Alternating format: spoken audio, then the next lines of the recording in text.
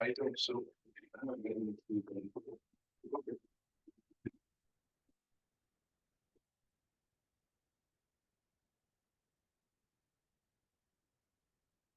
Yeah.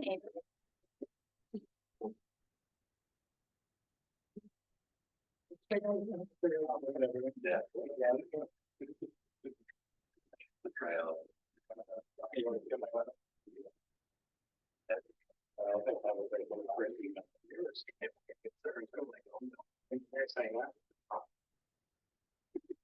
Oh, no. I can't believe this is something that's.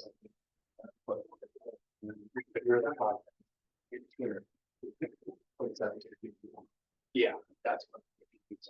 But yeah, that's. Like, I said, you can put it in. Slide. It's kind of the major issues. There's one problem. Exactly. I was thinking, there's like one picture. Every time I just. There is.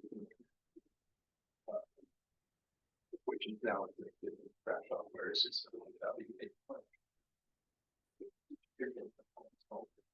Oh, yeah. What is? Okay.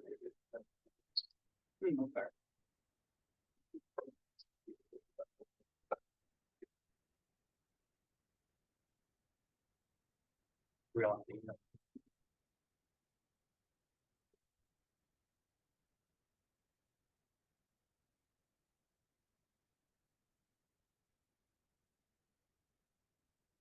Well, so I know. Well, I think this would run at least, and I think that's like next thing. It's.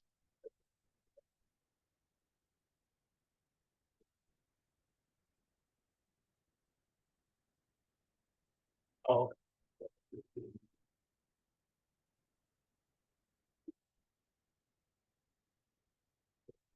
Thought.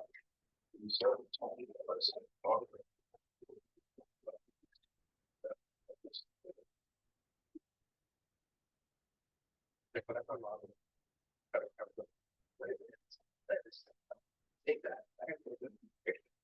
Like I got so many PDFs saved like on. Yeah. Well, there's always a wish. I just saved it at the beginning, but specifically the. Even if it's like 10 years old, that's what.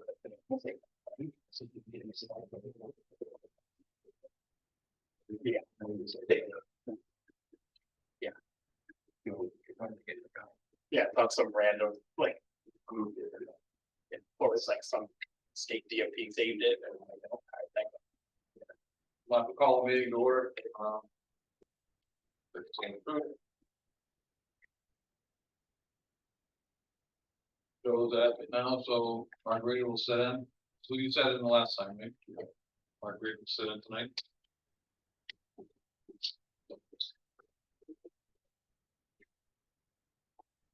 First order of business is consideration of the meeting minute from August 13th, 2025. I have changes for that. Long line 67.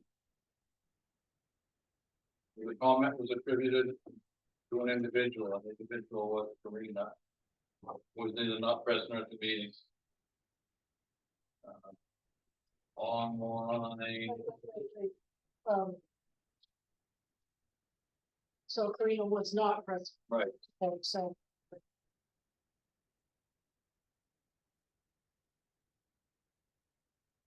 Online 73. Hi, Joe. Sorry, Margarita. All right.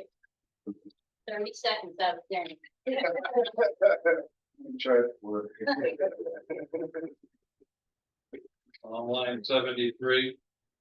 Where it said that everyone indicated that motion had been intended to adopt the proposed plan. That's not what happened there. What I said, motion was that motion was made, voted on, and passed 4-1 to adopt the proposed plan. think on 82, I think that was OJ that said, note the following corrections. Clarifying language regarding functional. Wasn't that you that made that functional? Elements, comment, Yeah, probably, I remember that. what was that you made? Yeah, I remember picking that up, so yeah.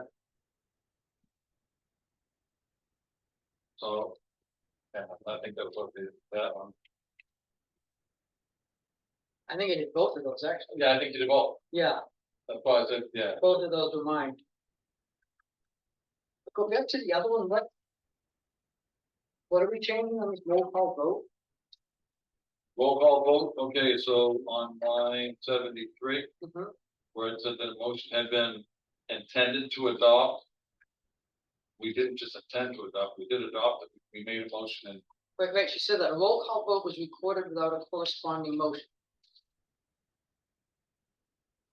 but it should say that, it should say what the roll call vote was. What the motion was, I was supposed to get, I got Carol I did say that. Okay.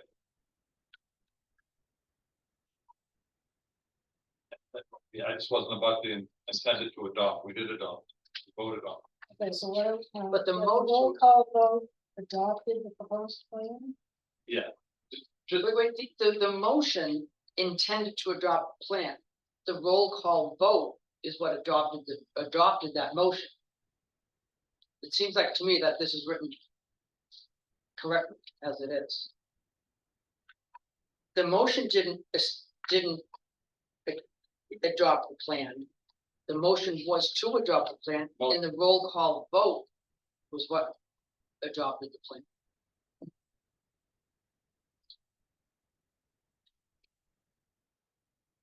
roll call vote was recorded. Without a corresponding motion. But it just leads you to believe that. It didn't get voted on, did it say it was passed anywhere? No, it said it did get voted on. A roll call vote was recorded. It got voted on. But it did It not doesn't say what it doesn't say what the results of the vote was. It did not have a corresponding motion is what it's stated. That's exactly what I said when I did those minutes, yeah. Okay, and Paul indicated that the motion had been intended to adopt the proposed plan. It wasn't made, it wasn't clear, but to put it in the minutes, we're saying that it was intended to adopt the proposed plan. And then the roll call vote was recorded. I'm not, yes.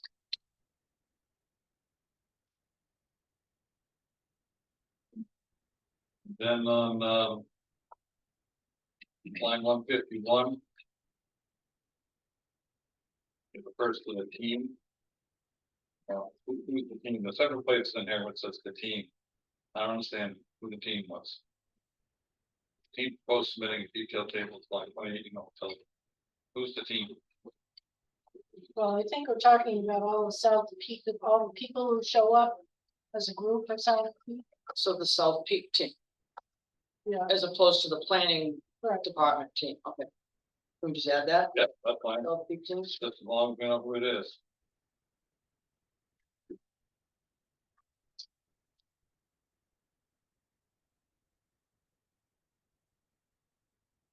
Um.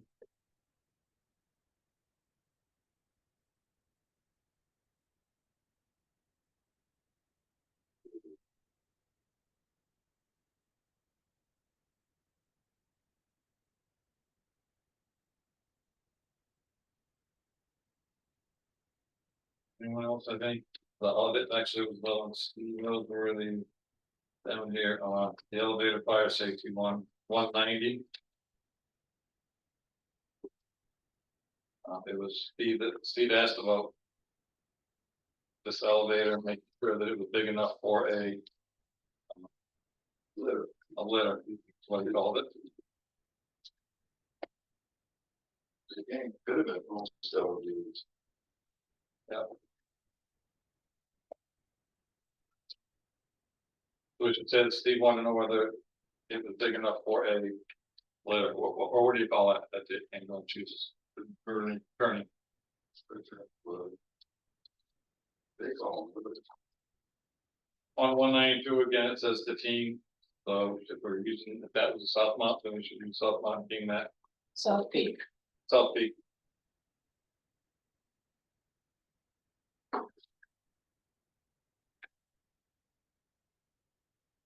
The team will submit variance applications, update architectural plans. The team was supposed to provide approved variance and approved variance from the ZBA.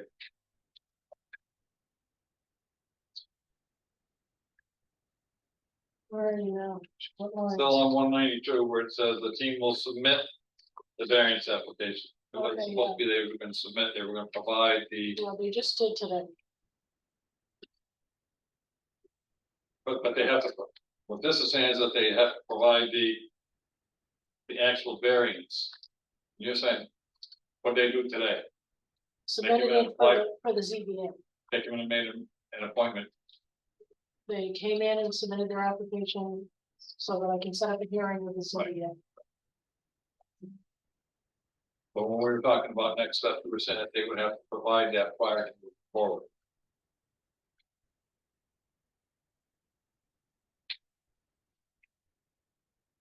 Um, So this is okay as written, they'll submit the variance application. no, it should say they will submit. Should say they will submit their variance approval from the ZBA, because that's what we told them, they would have to get their approval. We didn't say that they would have to go get on the ZBA's agenda, we said they would have to submit their approval before they came to the planning. So that what you said? You said both, like you said, you kind of walked them through the process.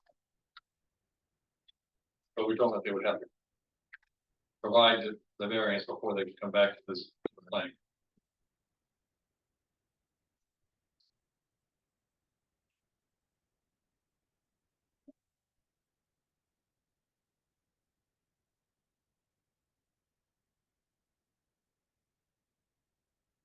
Line 183, it says that minimal involvement from the U.S. Army Corps of Engineers is expected. That's not what we said. I provided that information about the Army Corps of Engineers, and South Peak said they would look into it.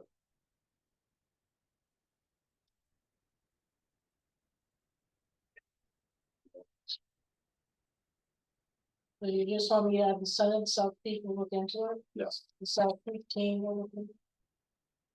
On line 204. Complaint originally raised regarding Alpine Beach was focused on parking.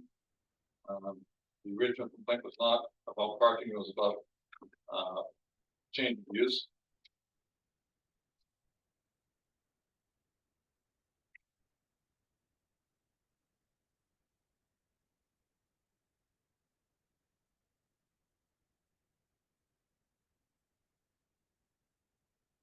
On line 222, we said what the property has, but we didn't say what was required.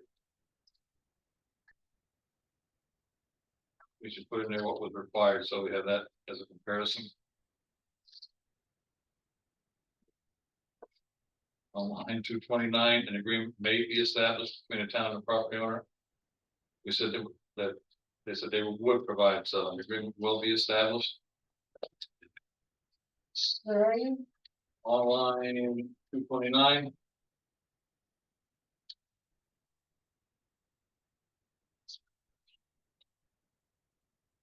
Can you say it again? What do you want to change here? An agreement will be, not maybe.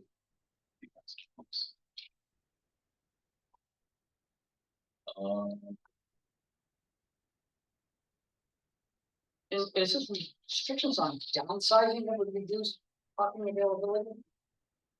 You mean restrictions Well, on increase of? the Outside. agreement will be established between town and property owner outlining current parking spaces and square footage, limitations on creating additional space for required parking, and restrictions on downsizing that would reduce parking availability. I think that probably, I guess what is that should come off of there. is the parking being downsized or is the business use No. being downsized? I think that whole bullet point should come off of there. Because we said that they would not, that there would be no restrictions based on downsizing. We said if someone came in and they had a restaurant in there, like square footage, and then they wanted to put in a retail space. And because of the restaurant would require more parking, than a retail space, that we wouldn't penalize them for that. Is that what you said, right? I believe that was half what was said, the other half was that there would be restrictions on upsizing, where if there was a retail space in there and they wanted to put in a restaurant, they couldn't, because that would reduce parking. And that's where we came up with it, that's where we came up with all 247, when we said the agreement that current parking ban is 330 spaces is the total, that's the total amount that they Okay. had. Let's use that 330 to put in, the last one that you said, The restrictions on downsizing that line 223. Which is less than required. The property has 172 to 175 spaces, which is less than the 330 oh, required. oh. No. No, because there's a difference between the required and what they have there for what their current square footage space is allowing them. I didn't bring all that. You know what I'm saying, Jose? So Yeah, I do. they, Okay, so there's, if they were gonna have exactly the amount of parking that is required, it was a very big number. it was like 100, They I were can't remember what the 172 shot. 172 shy, so this, So, right, so you would add 172 and I think you had what 150 something of what they actually have. what they were supposed to be having was different than what. I think That's why we did the 330. You had that? I don't have that parking lot. Or I believe that total was the 330.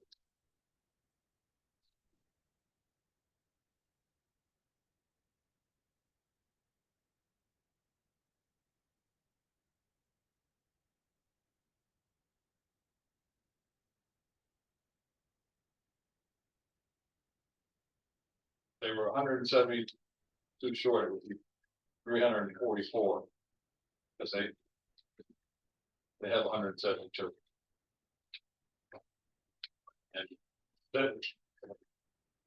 the way they figured it out is that, the way we figured it out, they took the amount of space they have now, square footage and otherwise, figured out how many cars they currently are using for that space now. That's 330. If you take the required amount, it is actually 172 plus, the required amount was way over the 330. But they can't go over the 330. What is the 330? The 330 is what they have right now. That's what they can, it's an imaginary number, it's not an actual number. That's the imaginary number based on, it's what is required, but what's there right now. If they have an adequate number of parking spaces, if they, that they. For what's there right now, today, the three, Okay. then what are you saying? That, you're saying that's not the answer? I'm saying that the 330 was based on what their spaces are now. And you're saying that's 330. No, No. I'd have to get Spaces, I'd have to get that sheet, because there was 3 different numbers there. But anyway, If I can, might jump in for a second. Yeah, go ahead. If I remember correctly, they have either 152 or 156 existing spaces now. And they were 172 shy of what they needed for what they have. So I think if you added either 152 or 156 to 172, that would be what they should have. would you say the number was 152? I'm can gonna I, go can I suggest that we We should look at it. don't Sure. approve these minutes and we put these numbers, if we're gonna choose one meeting later, Yeah. 3 years, this is gonna make no sense to anyone. I would agree. So, actually, what I would suggest that, Carol, if you could look up those numbers and see what the total was. For us, and we'll put these minutes on hold. We'll continue to go through them, but for the rest of the stuff, let everyone make comments except for that last one. Thank you for On 269, the next meeting regarding the left turn lane study is scheduled for August 27th. Let me see. Oh, wait a minute, it was 267. Board members discuss the timing of traffic counts and question why a previous timer had been removed on, and I'd like to put in there on the Kank traffic bypass. Wait a minute, which line are you on? 269? 267 to 268.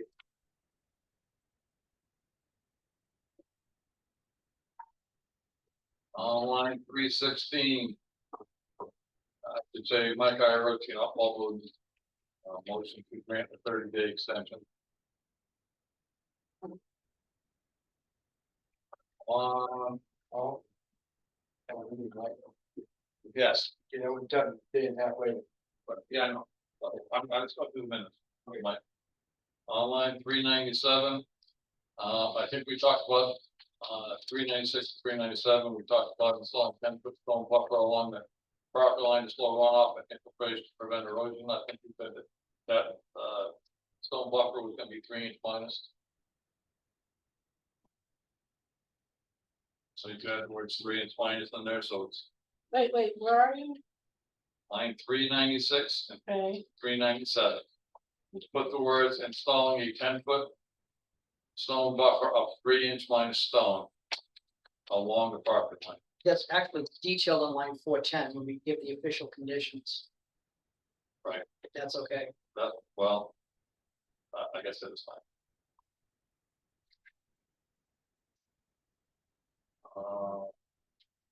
Also, But- line 416 in the official motion that I made, The buffer area, the 3-inch minus just okay, so that's, line that, 4, that's yeah. fine, yep, that's fine.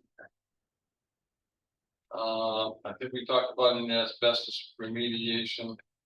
I just put a question in there, whether or not it needed PBS, input. I asked that question, I'm not sure if it should be in here or not, but. And. Line 436, that's off premise signs on state property not being enforced by the town. They can be, because they're off premise signs. So, I think we need to take, either take the whole thing out, the whole bullet point out, or say that, I think I just take that whole bullet point. And then under 448. Just need to include something that said that OJ was going to discuss with the board select.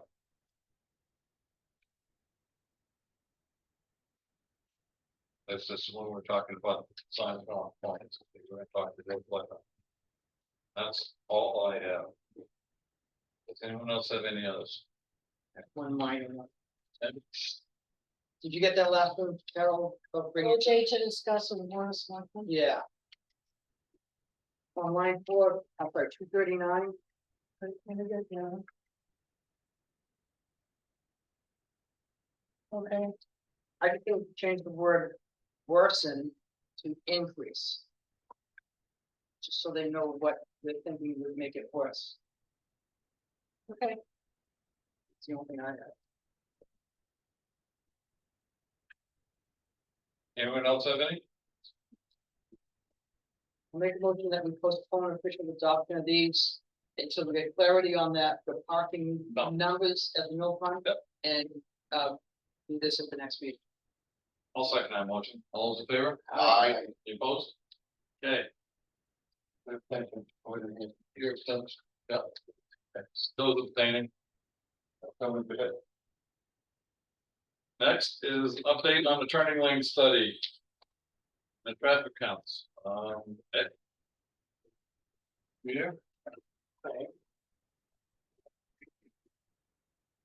okay, so if everybody could, speak into these things, it's not for the audience, it doesn't help any of us sitting in here. But then the recorder can actually hear, when she does the minutes, and also people who are zooming in can hear. So you have to pretend like you're on the voice. You know. Like this. Stay close. Close. Right. So now is this is for the current layout, correct? Okay, just want to make sure, because we've got our current count going right now. We're gonna have them in October the next time. So I hope you've all got a copy of the turn lane analysis from HEP. They had finished this in late June. And the major thing that was noticed, two things that they found was that a left turn lane is recommended, along 112, so Pollard Road.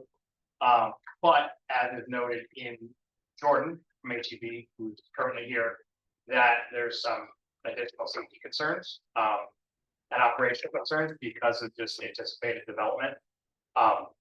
Just in the area where that intersection is. So. Yeah, that's the long and short of it. Because he developed a report, they do the traffic analysis on that piece. And so that's kind of the big picture, is that they do recommend that turn lane, but. You know, we wanted to have this follow-up meeting because there are some significant concerns and kind of figure out next steps for a project or. So. Today, you've done, there's been 2 traffic counts done. Only one includes that bypass on Cank Rec Road. Yeah. Still, there is one more traffic count left to do. And when will that be done? I believe that was gonna be late September or early October, I think. Yeah, we wanted to hit the tourist. Yeah, so sometime, I think before Columbus Day or around Columbus Day. But so those 3 sets of counts that we've got, I think we did it in May, we just did it 2 weeks ago, and we've got it planned for October. Those are gonna be separate from the turn lane analysis.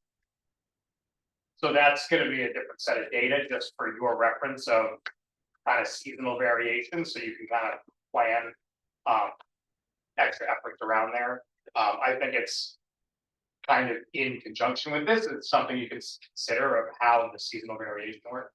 So how does the turn lane analysis work in conjunction with traffic counts for all of these different intersections?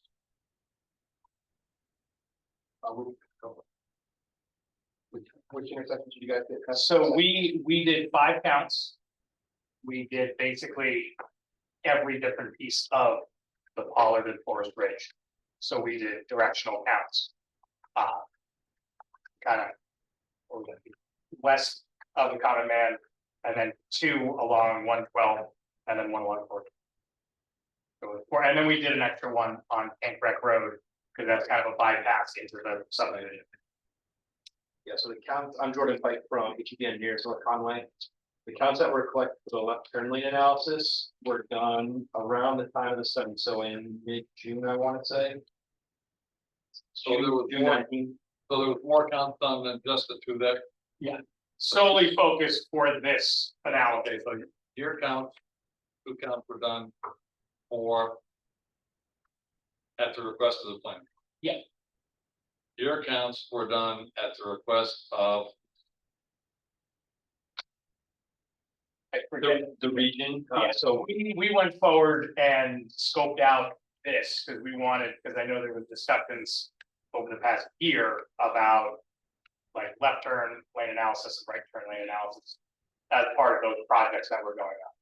To figure out if the traffic would overburden it and need, congestion mitigation. So you're talking left turn, right turn coming along along Route 112. Yeah. Going into Forest Ridge, going into Pollard. Yeah. And HEB's analysis said that additional traffic study was recommended at these intersections. If I'm looking at the report of June 27, 2025. And then it also said that we have additional safety and operational concerns with these intersections. From entry 112 and Pollard Road and Forest Ridge Road, it should be considered. I don't know what those concerns are, if you want to address those, and what the additional traffic studies that you're talking about. Sure, so the left turn lane analysis is really just looking at the need for a left turn lane on Route 112, which is the state route. That's looking for, it's just based on the ability for someone to find a safe gap to make a left turn. So that analysis is looking for one specific thing. So it's showing that there aren't enough gaps based on the amount of left turners for them to get in there safely, therefore a left turn lane is warranted. However, it So doesn't. you, I was gonna ask you questions if you don't mind. So, as you're coming towards Little Mount, okay. The left turn that up there by where the Camp Motel is, that left turn, going into the Common Man and going into Forest Ridge, you would put there'd be 2 lanes on the right hand side, one would be a left turn and one would be continue bypass, go to Little. Correct. And where would that start, where would that finish, do you know? It would be dependent on, the analysis just says a left turn lane or a left turn treatment is warranted. It doesn't always have to be a lane. It could be like a bypass filter, for instance. There are different left turn treatments you could implement there. Probably makes sense to go with the turn lane since you already have one and you can almost extend that treatment, but I would need to give it a little more thought. I haven't thought exactly what that treatment would look like. That'd be like the next step to essentially design and look at the different treatments available and what makes sense for the corridor. Because I asked that because of the traffic that's on Kenny. Obviously, left turn lane, you would want more than just that shoulder that's over there. Left turn lane would be a lot better because people go by safely all the time. I mean, it's nuts trying to make a left turn when someone's come behind you. I've been hit trying to get onto I don't know, the road there by the north. Someone come up from behind me, hit me in the rear. Because there wasn't enough room.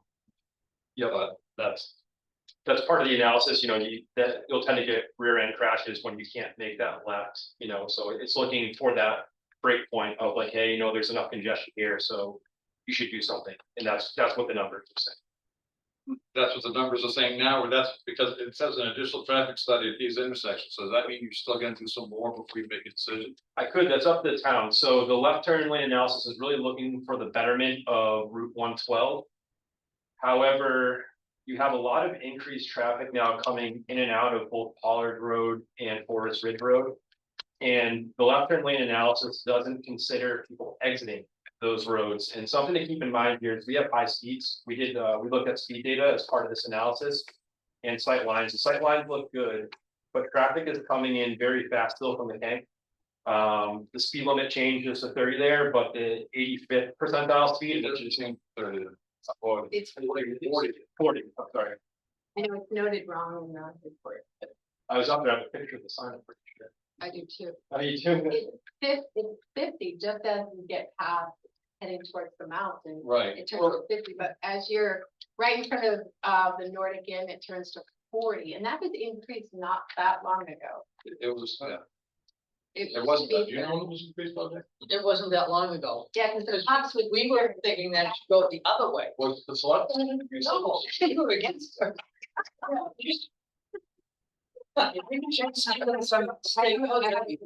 Okay. Yeah, either way, 40 miles per hour is the great speed limit to begin with, it should either be lower or higher. It's kind of like 40 is like no man's land for speed limits. It's not, it doesn't really serve lower downtown environments like you have or rural high speed environments. It's kind of in between. What does it take to get that brought back down to? That would have to go through the Department of Transportation since it's their road and they, And who does, and who makes that request? I believe the town could request or the Board of Selectmen. It's right here. So you do have 3 people from the Department of Transportation here. Oh, okay.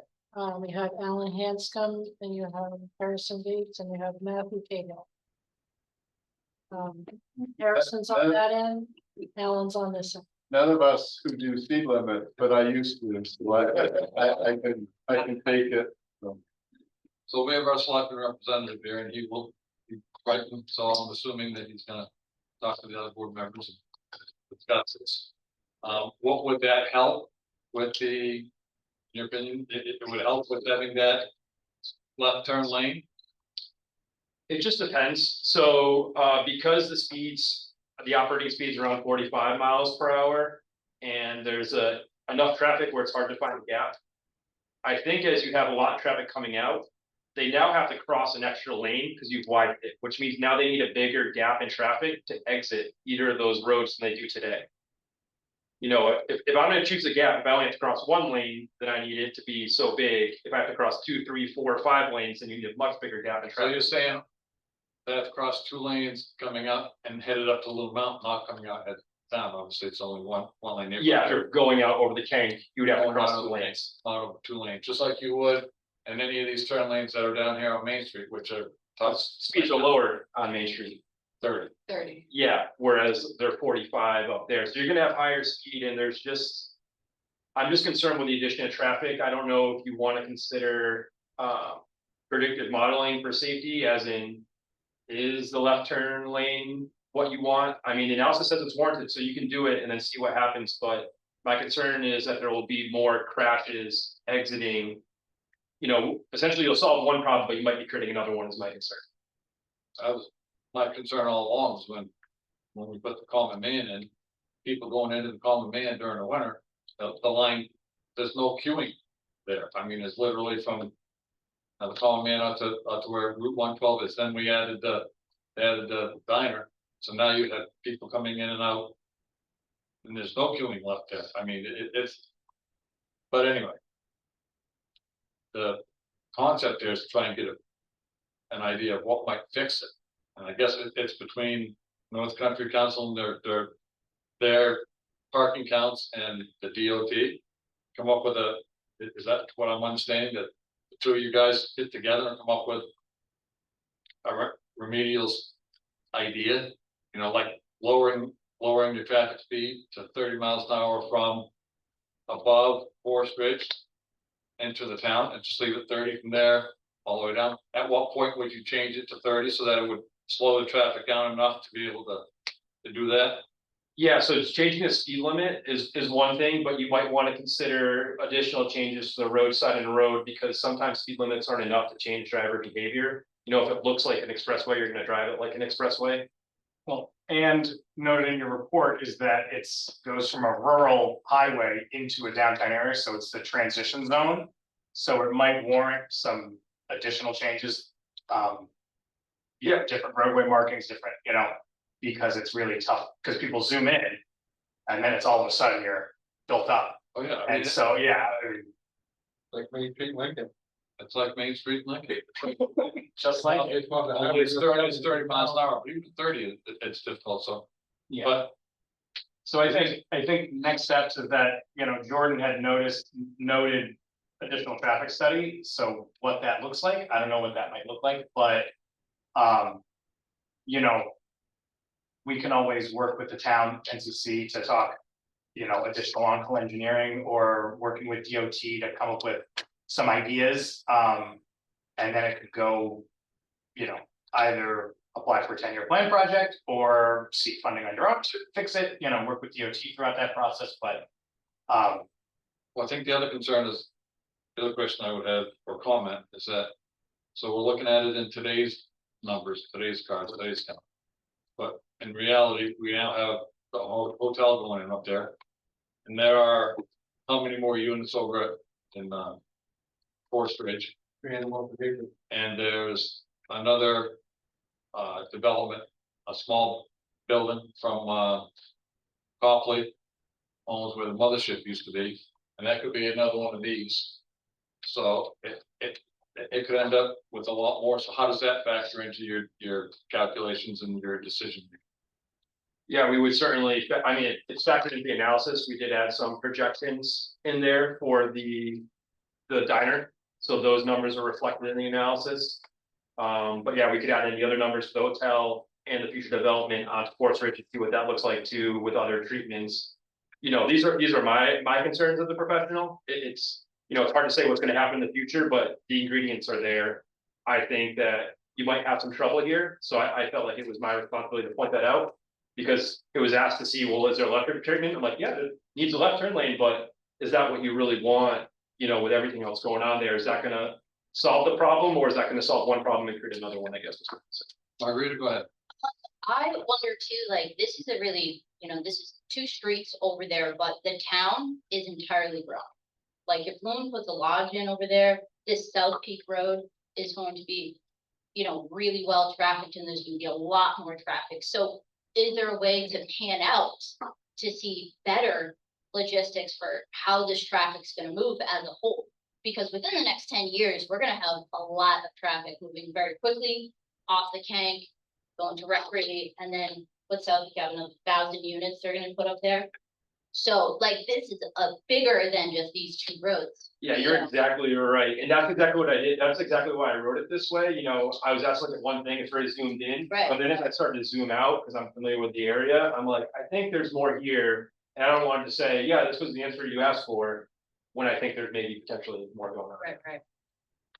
There's a, Go ahead. I live in that, the condo development right near there, and there's also, I was noticing when you look at your coming out of Forest Ridge or left-hand turn during this time frame, Mhm. the counts were fairly low, but in the winter time, the amount of traffic that's backed up because it's trying to get to Loon Mountain, take a left to Loon, I would think the counts would be significantly higher, especially in the morning, you know, when you're first trying to go. And that'll certainly be true when the hotel is there, you got people who are here for ski recreation.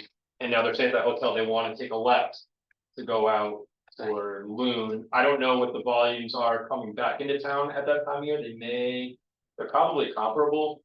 I'd have to look at the DOT data, because there's a counter right over there. Well, I can tell you when we stopped, the same thing, when we stopped to take a left into Lincoln Station, you're taking your life in your hands, you're hoping that people notice you're stopping and taking a left as they fly by you. You know, right before the Forest Ridge turn would be. And that's what I'm seeing with the speed data, it just seems a little higher than you would want for this point on your arterial coming into town. And that's why I was, you know, asking the question, you know, I have a concern about, you know, it's your town, it's your decision. If you guys feel the same way, I would suggest maybe doing an additional study to see, well, what should we do? What would the options look like to address speed or access at this point in our corridor? That's mainly what I was saying. You also have a question, okay? I guess my thought is that we don't know how it's going to change. I mean, we mentioned the development at South Peak. At some point, the main focus of the day trippers may be South Peak. It'll be the biggest lots, the biggest parking area, the closest parking to get to skiing. That a lot of that traffic that's now going by Pollard Road might be turning right there and not even be up there. So yeah, the traffic is going to increase, but at that particular intersection, it may not. I'm just wondering, like, do we try to guess now and plan now and make lanes now, or do we let the hotel go in, we let South Peak build, and then when it becomes a problem? I mean, I don't think it's gonna become a problem overnight. The town is growing quickly, but we're gonna see the effects of that hotel and the common man diner by next year at this time. And then whenever South Peak puts in, you know, whenever Loon puts in the main base lodge at South Peak, we're gonna see how that shifts traffic, and it may shift it significantly. They have, I don't know, 700 parking spaces down there. The people from South Peak aren't gonna park there, they're gonna go to their ski in, ski out lift and get over there. There's gonna be 700 people that don't necessarily need to come down past that road. Yeah, and I'll cover your winter recreation, I guess what's it look like in the summer too, Right. you know, Summer's busier than winter. yeah, so you may be right under the winter condition. But I The think. winter is a more focused traffic problem. Summer has more cars, but they spread themselves out. It's as busy at 8 o'clock as it is 10 o'clock as it is 2 o'clock. Yep. Skiing isn't like that. Busy in the morning, then it's no problem at all. You know, there's no problem getting to Loon at noon time. Yeah, but I think, well. Depends. You might get there, but you're not, you know, you're not gonna get in. But what I'm hearing you say too, Nick, I mean, Jordan, and Nick, both, is that. What's reflected in the data now, is that there's a problem now. Yes, the turn lanes. So it's not a matter of what's coming down the road, that we probably need to deal with too, but. We have a problem now. And it's not a major problem, but the speed is obviously an issue, and left turning is an issue as well. I mean, they both create the same issue, but we have that. that area of concern, you have that area of concern now, so that I would think would need to be addressed. Correct.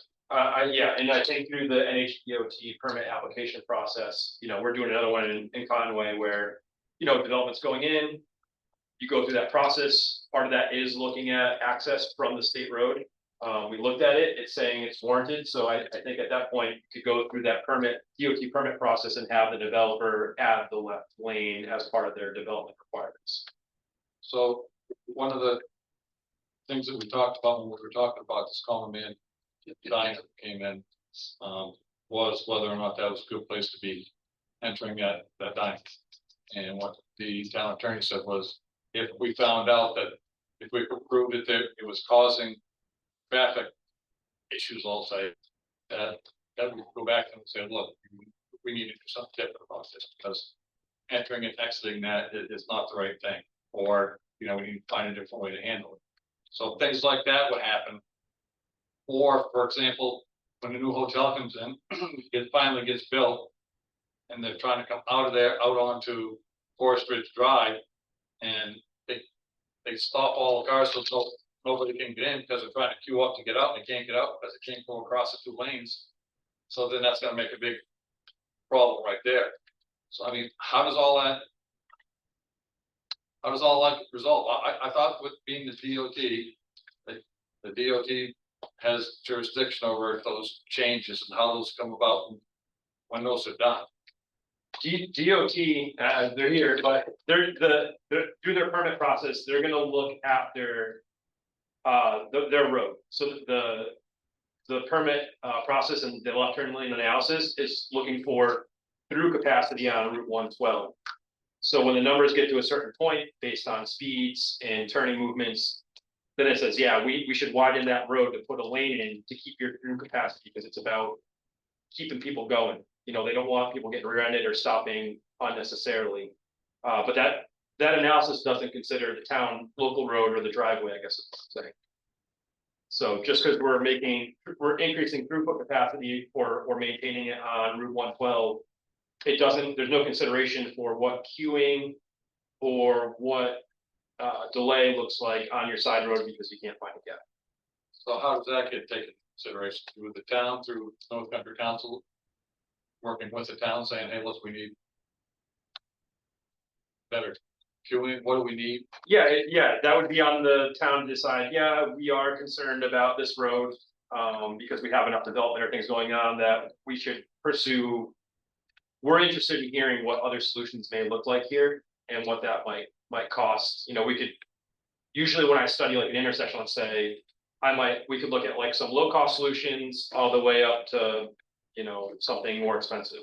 Things we normally look at are treatment, different treatments. We could try to slow speeds, which may help increase gaps. Because now people are going slower, it's easy to get out. You could maybe look at a traffic signal, but it might not meet the volume warrants for that through federal highways. You could convert it to a roundabout. There's no warrants for that. It would slow speeds and increase safety, but the roundabouts are usually a little more expensive. This still being a state road, DOT would have to have input on any of those solutions because they're the owner of that facility. So even if you studied something, DOT would still be a partner in the solution because it's their facility. So my last question would be, so typically solutions to this come from the Board of Selectmen working with engineers or North Country Council. Yeah. Say, The Board of Selectmen would drive that. We want to see a change, and then let's develop a project and find a way to make that happen. And then work with the DOT, obviously, to make sure everything, meets the standard and meets the requirements that they need. Because they're busy, as Jordan said, of maintaining throughput and maintaining the current facilities of what, they're currently maintaining right now. I mean, I understand that, but I mean, there's something when it comes to the planning of how people are gonna get out of the hotel or out of common man diner or things like that back out onto the probably come to the planning board level. So how does all that get started? I don't know, I'm asking you guys. You have DOT, we have HEB, and we have North Country Council. Raise my hand. I would think between the threes, somehow there must be a You can process. hand it back. Yeah, come on up. So There must be a process. there is, so full disclosure, my name is Alan Hanscom, I'm an engineer with DOT. I've been a district engineer since 1996 in Enfield and then in Guilford and now in Lancaster for these guys. Happy to have you. Oh yeah, I'm happy to be there. So I've got a few years in. So as you're figuring out, is complicated. Because Common Man and the hotel is on a town road, we don't have jurisdiction about controlling what happens up there. If you ask us for advice and assistance, we're happy to participate, but we're on the outside looking in until the town's driveway permit process asks for state input and recommendations, assuming that the town will go along with the recommendations. So we don't come in heavy-handed on a town road. If you're familiar, 40 miles that way in Woodsville, where McDonald's is, that driveway is 25 feet up a town road. We had zero control when that went in, and the town wanted it, and it's there with almost no improvements, almost identical to this. The development is 100 feet up a town road. We don't have jurisdiction, but we suffer the consequences. And then others look to us to solve problems, which is difficult. The more local the money is, the faster things happen. I heard the word 10-year plan a few minutes ago. We call it 30. Well, Especially now, if you're willing to wait 20 or 30, 25 years, you may get a solution, or you may not. But you're gonna live with the consequences for a long time if it's not corrected now when the development goes. So we're happy that I understand that this is happening at our suggestion to the town relative to Pollard Road. The development that's in process right now on Forest Ridge Road, that enters directly on the highway. So we have control over him. We don't have control over the rest of this unless the town invites us in and we're a deep partner at the table. So Which is what he said. Common Man has built a new diner. Is that not part of the DOT right away when that comes in there? Their access is onto the town road. And accesses onto the town road? It may cut the corner, I'm not sure, but the town's in control of the driveway. So you suggest now that a meeting of some sort between Board of Selectmen, DOT, and HEB and North Country Council are necessary, and maybe even the planning board necessary to be able to help resolve some of this? I mean, we're updating our master plan, and one of the things I'm sure that's gonna come out of some of the conversation in the master plan is gonna be traffic. So obviously, but if we don't have anything to offer, then it's a waste. So I would think it would behoove the state and North Country Council and the Board of Selectmen, and maybe even the planning board to be, not doing nothing is not an option, I don't think. Yeah. We can all look at stuff like you just said and say, you know, it's not gonna happen for 20 or 30 years, but you know, with that type of attitude, it never does either. So we just gotta look at it like, what can we do to make it happen? Yeah, and we're happy to whisper in ears and say, this is what it ought to look like. The concepts aren't difficult it's not hard to imagine a solution out there, which has already been suggested, of signals around the whatever. It's whether or not the town is going to require it upon the developers coming on the Pollard Road or not. So we're happy to be part of the conversation. If I could step back to the speed limits for a second. Yeah. I used to have to do speed limits until I managed to pawn it off on the Bureau of Traffic successfully about 20 years ago. I suspect if there's a 40 in the middle and there's a 50 out there, I think it was probably an attempt to go 50, 40, 30. 50 to 30 isn't always successful. 50, 40, 30 isn't either, but the numbers on the sign don't mean much if there's not an officer there to enforce it. So it's hand in hand and everybody's busy, but I think that's why that may say 40. I wasn't part of it in any event, but that's what it smells like. What's the biggest stumbling block to be able to resolve some of these issues? Is it money? Or is it getting people together to try and figure out what it is you need, like the board of selectmen and the DOT or the planning board and the, however else? I would agree. It's all about money. all about money. If money was no object and the 10-year plan was fully funded and it managed to be a project and you were willing to take the consequences of impacts on parking, front yard parking lots and stuff, you're willing to pay the price. It's easy to envision a solution out here probably, but when the residents say, no, we don't want to look like South Willow Street in Manchester or Loudon Road or something, you get it comes with a consequence, but it is money.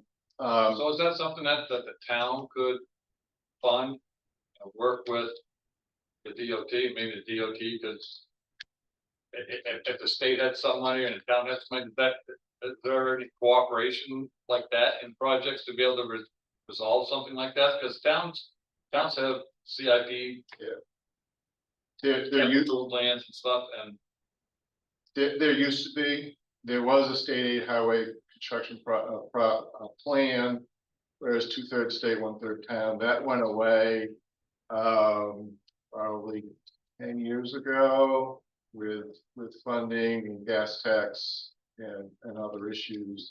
State aid bridge, I think, may still exist, but state aid highway went away.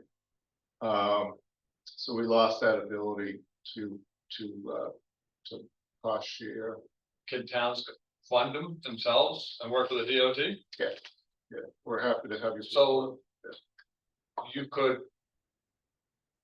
work on, the board of selectmen could ask the DOT and say, if you come up with a cost analysis of what you would recommend doing to help resolve some of this. And the state, the DOT would work, is that how something would start? Theoretically, we're all short-handed. The planning commission may be better suited for some whichever it is, left brain, right brain. Planning of the quarter. It could be a quarter study that comes with a laundry list of recommendations of is what it might look like, for a solution in a decade or two. But DOT, we are geared towards engineering projects that are in the 10-year plan, and here's the problem, we're going to fix it. We don't do a ton of quarter studies. Those are more often through the planning commission with the planners there. And those quarter studies sometimes are often funded through 10-year plan. I don't know that it's happened too much in recent years, but if there is a quarter study by someone that suggests small, medium, large solutions with a lot of thought and local input and consensus of what happens, those often creep towards the front of the line of getting done versus the hard ones over there that nobody's thought of. So with, you have Plain New Hampshire with charrettes. Amazing how I'm coming up with these things. You're nodding a lot of it. There's various ways to come about those things. There's some amount of safety funds that could, if there's an accident history or a strong consideration for something, there's some funding there that's a little a little easier, well, a little quicker to get into, not necessarily easier, but that are focused on, you know, a program or a portion of something. If there was a series of intersections through town that had a high accident rate, and there was something that could be done for 6 or 7 digits, something like that could come out of the safety office, which is new to the department in the last couple of years, without having to go through the 10-year plan process. So there's ways to get at it, but it's not really DOT that's gonna do the planning and consideration. Yeah, I would just add to that, great notes, but I think the big thing, so Jordan's report mentions, you know, further traffic study. You know, that's what they kind of anticipate, but whether, as Alan said, a bigger look at the corridor, because there's, you know, congestion all throughout 112, as we all know. Whether it looks like that, or, you know, the way I look at it is that, so the traffic study that HEB did was a little bit different than what we've done with that on-call engineering service, because we normally, you know, for example, the town of Stratford set up, we've got an issue with our North Stratford Village. We've got this idea for a project. HEB came in, engineered the project, gave the big top figures and said, this is what it will probably cost. And here's some basic, you know, just visioning conceptual designs. So, you know, that would probably be a first step, you know, look at the corridor maybe, or have an idea and say, yep, we want to do turn lanes, we want to do extra, you know, we want to do work on here, whether it's a roundabout or otherwise, whatever it might be.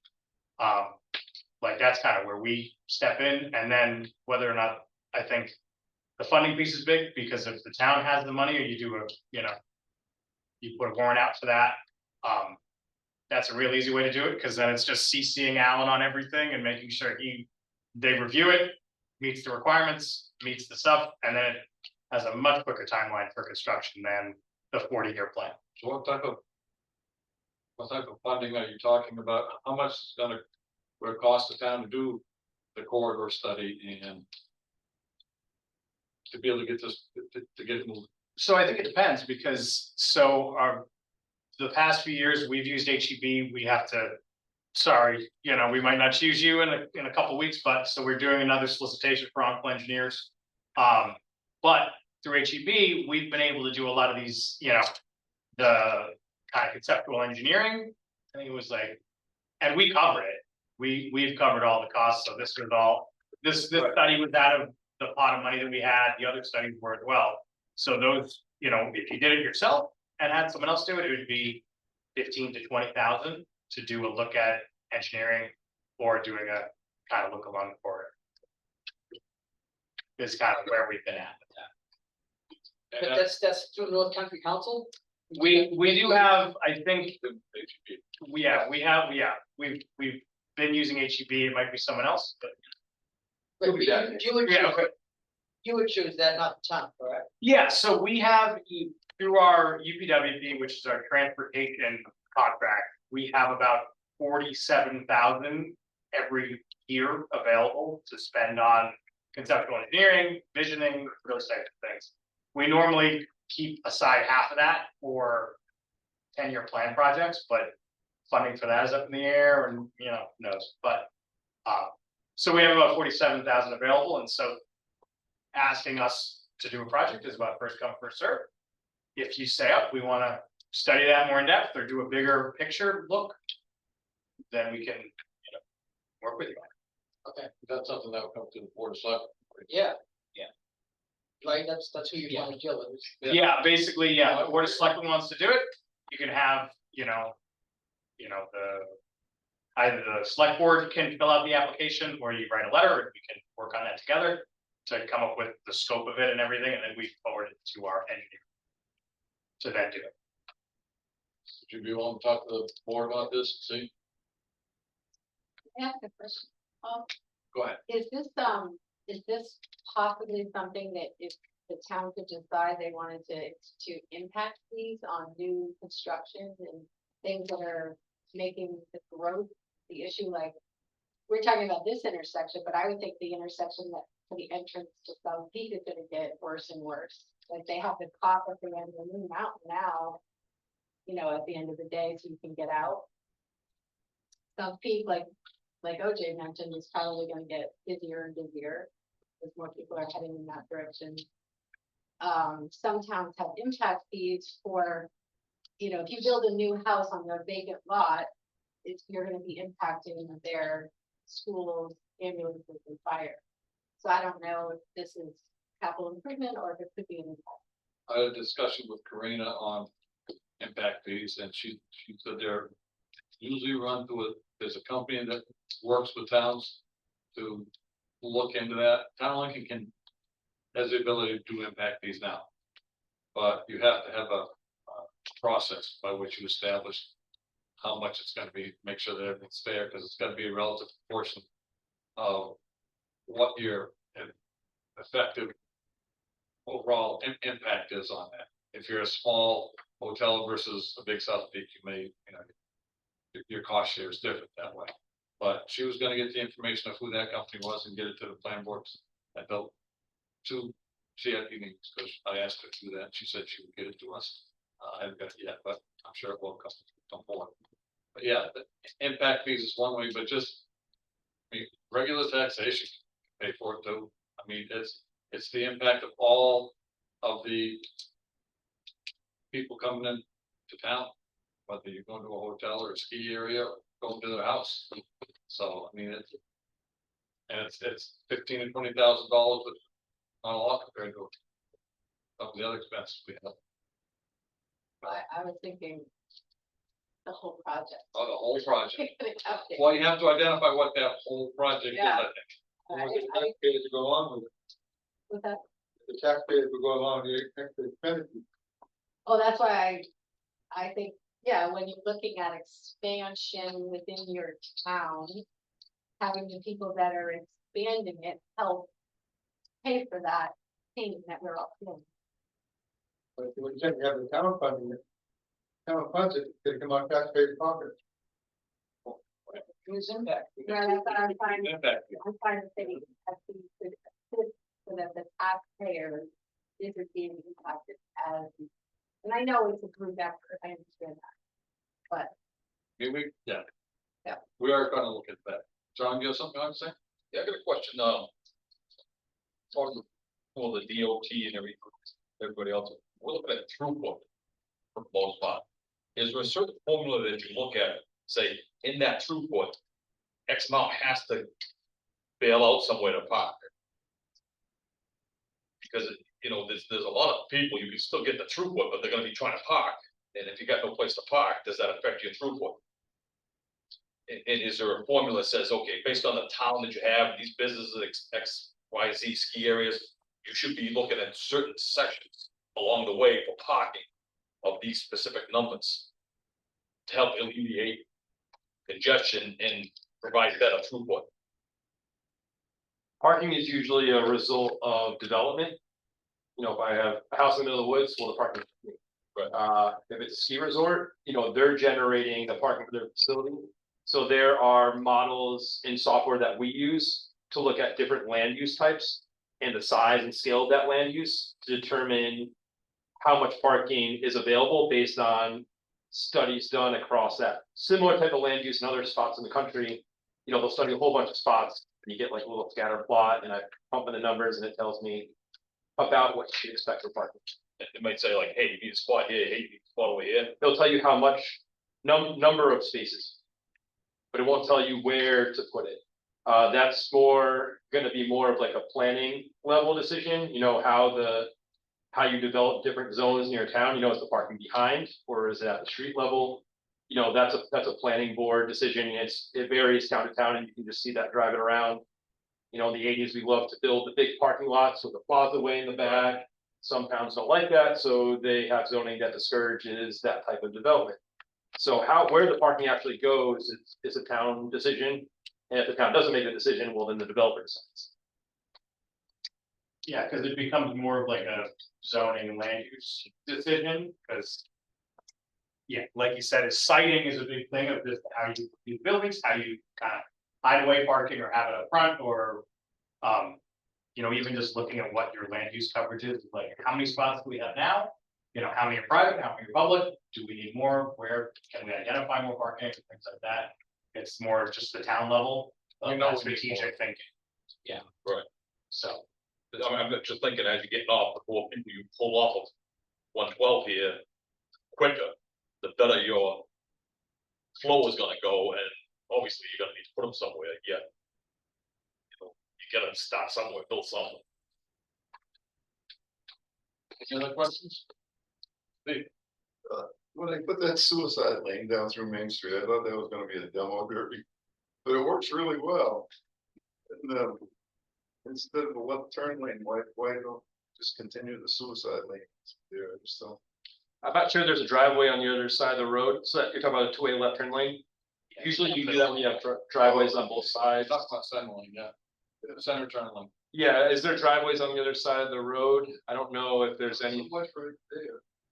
Yeah, so it wouldn't really. Yeah, the left, you only have it on one side. If you did have development on the other side of the road, which I don't think you would, just got those condos right there. Yeah, Yeah, you could argue like, hey, let's make this let's extend the two-way left turn lane. We've done that in Conway. If you go from Conway, pretty much all the way up the strip on Route 16, that Yeah. two-way left turn lane goes through everything.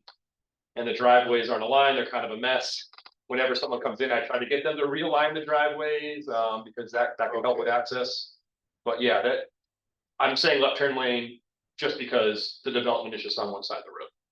Actually, they are gonna develop that, they already Well, have approved 78 duplex units there from years ago. He bought it, he was gonna reconfigure the purpose of that lot. This is the. Are we talking about west- Up by where the mothership is? You're talking about the rapids, The right? Yeah, the entrance to that approved plot is on South Mountain Road, not access from Route 112. So I mean, the left, the. They're still gonna vote on, they're still gonna vote on the 112. If they're gonna do it a half a mile before that intersection that we're talking about. Right. It's in place. Mothership is gonna be right in that Right in that area. vicinity. I don't know where their driveway's gonna be. I believe he, yeah, and I believe he's looking at maybe 30 apartments. Yeah, I think he's doing apartments. Go ahead. Going back to speed limits. When you're driving on State Road Route 3, heading south and coming into North Woodstock. The speed limit changes to, I believe it's 30. And they have a built-in permanent flashing sign that if you're going too fast, tells you not. What's the deal with that? State, town, cooperation, who pays for it? Who allows it? Town purchases, owns and maintains with approval from DOT. So we don't pay for it. We allow it to go in with conditions, but it's only maintained by the town. And not asking for an official answer, but would something like that be considered by the state? Coming from Blue Mountain into town right before Forest Ridge Road? I guess the question's the other way.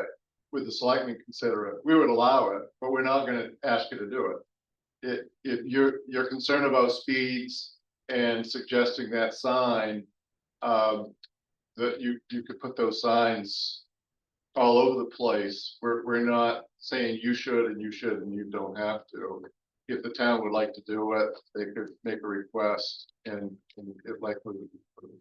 Yeah, it's as I kind of mentioned, like wanting to change the roadway or add these signs is a locally driven kind of bottom up approach. As I think Alan mentioned, is that you're not going to do heavy handed masterminding your roadways without any input. So it's really driven by the select. It's like it's like the crosswalk sign right there that flashed a few minutes ago. That was driven by local and we helped facilitate it, but we didn't suggest it. So by the time you put in a sign that says that it was, say it's supposed to be 30 and they're coming off of 50, they've already gone by, they didn't even see the sign. They're not gonna read the sign. They're going 50 miles an hour. What that same thing? Right, but the The- flash at them sign is. We can't get people to stop for pedestrians on Main Street. It flashes Those situations are upheld well in court when they've gone by two signs and then the officer stops. Well, you need officers. I think people stop at those. I mean, I put on when I see those flags. That record your speed and are like, oh crap, I'm going fast and I better go slow. I will say that one in North, I live in North Woodstock, so I drive up to our office, so I see it every single day. And I go, whoa, I always make sure to, I always. Yeah. Well, there's always gonna be people like that. But as compared to a sign that just says 30, that you don't like, you don't even see those. Yeah. But you're saying that if the town were willing to fund it and ask for it, okay, because I'm thinking like compared to a roundabout, that flashing sign is pretty cheap. Yeah, Yes. Yes, It'll be quick to put in. it's pretty effective. It does, yeah, it does see a decent. I see it being effective in North Woodstock. When you take a look at the roundabout, they put in employment. I Just, I mean, I think it slows people, it works, that roundabout works. I love roundabouts, but I worry that when the traffic continue to flow, when Loon gets out at 4 o'clock. You know, when traffic's all the way already backed up, now you have all these people who don't know how to use a roundabout. But, I mean, that would be a study for you guys, right, to see if a roundabout would be effective. That many people just trying to get right on the highway as fast as they can. Well, there's gonna be. I love roundabouts, let's do it. You'll see, there's gonna be some. Well, it's, Yeah, Make me somewhere. Yeah. That does. That deals with large volumes of traffic leaving at certain times, how you mitigate some of that. Cause that's truly where our problem is with, and Lincoln Turner Winter. Large volumes of traffic leave Blue Mountain or in morning when they come in, Or the leaf peepers at 8 o'clock at night that are still. or they're coming down through, yeah, And they're backed I up. mean. There's gotta be some, And we haven't talked about all the parking over at Lincoln Woods that's on the sides of the highway also. well, that's a DOT thing, right? anyway, National Forest. Of course. so I guess it sounds like the planning board really not much in this discussion, it's mainly between Board of Selectmen and the DOT and North Country Council. I mean, I think, For the corridor, yes. For your issues at Pollard Road right now. No. It's your driveway permitting process involving us in the discussion and assisting with planning, reviewing plans. Unfortunately, those have already been done. I mean, the plan has been in there and the hotels, hotels Approved approved and in be built, 2018. now we're trying to figure out what we can do with So now you have to solve it and you're looking for someone to solve it. Well, Nick and Jordan and Alan, thank you very much. Yeah. Appreciate you coming. Thank you. so could you explain Alan first? Should I turn this off?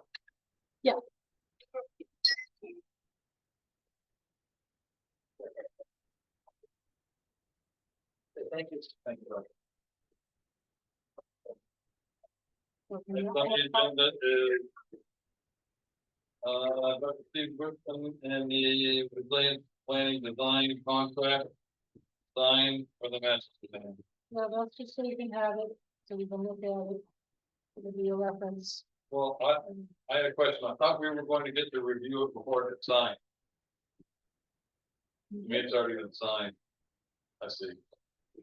I thought you did. review it.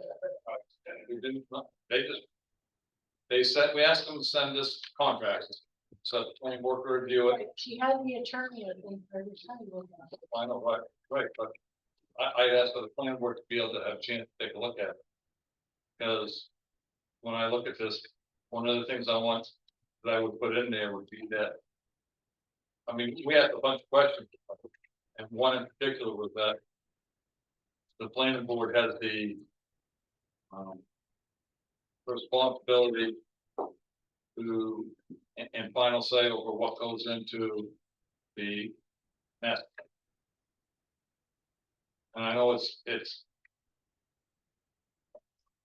implied and a lot of legal jargon from the planning offices, but a good contract, make good friends.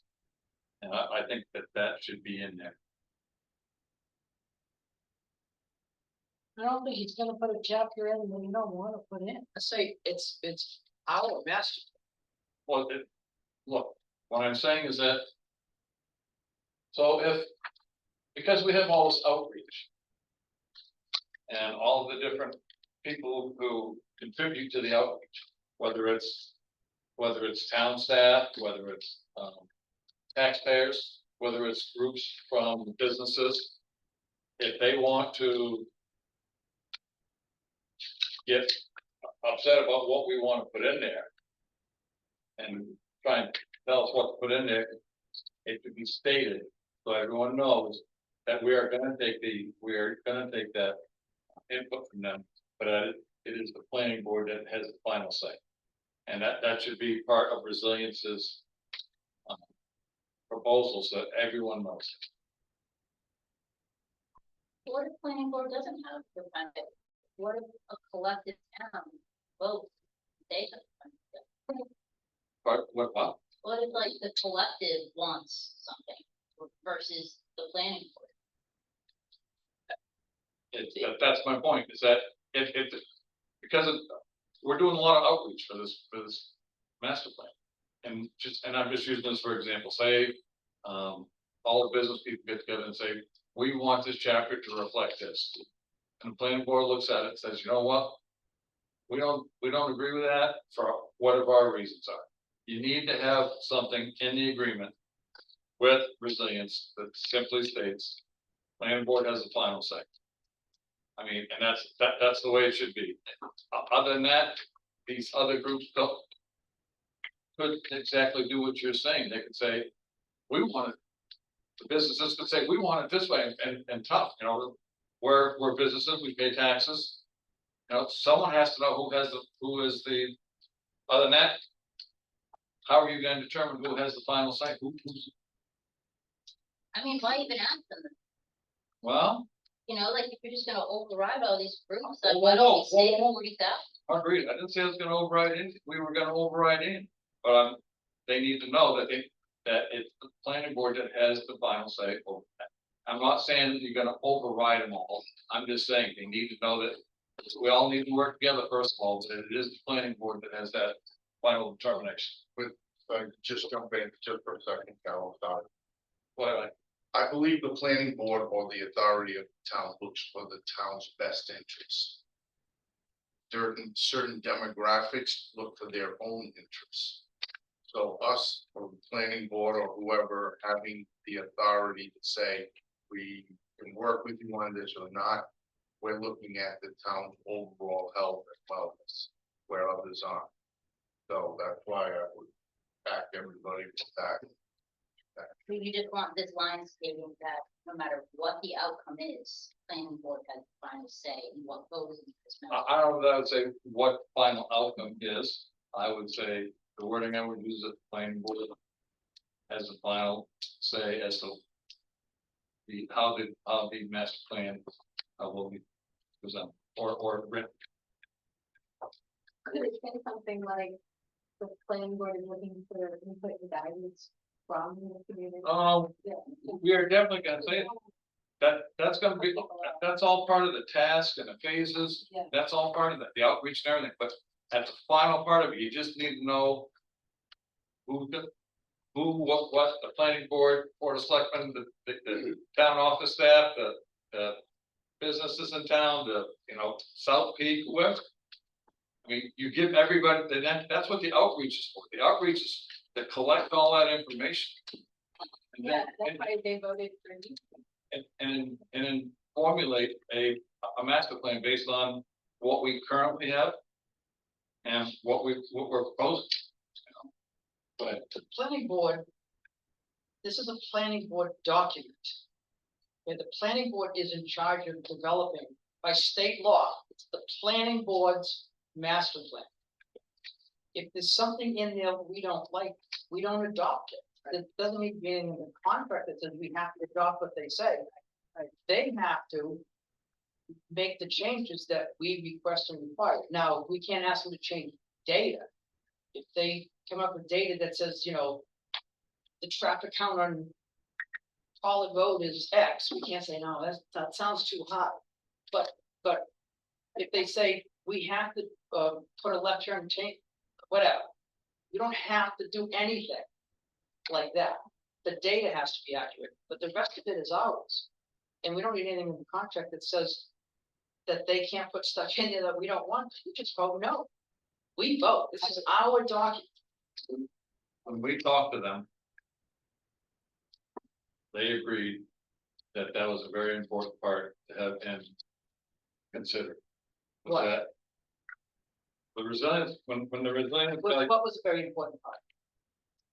to make sure that it was stated that it was the planning boards had the final say over how and what the master plan would represent.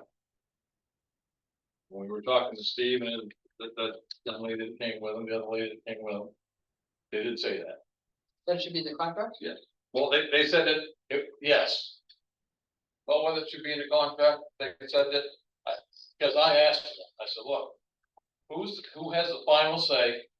After you do all of the public outreach, after you talk to all the department heads, and after you talk to everybody you do, I said, who has the final say in how this gets presented and how this gets, and he said, it is the planning board, and I said, well, how do you represent that? How do you know that?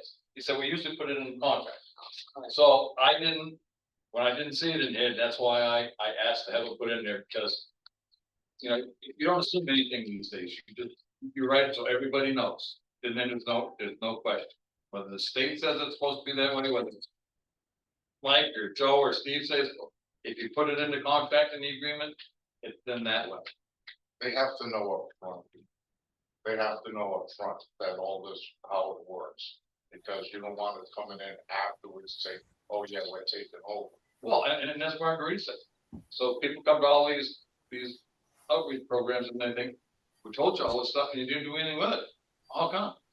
I mean, you then have to really, you have to talk to them, but I mean, at some point in time, someone has to figure out what's going where and what it's gonna say.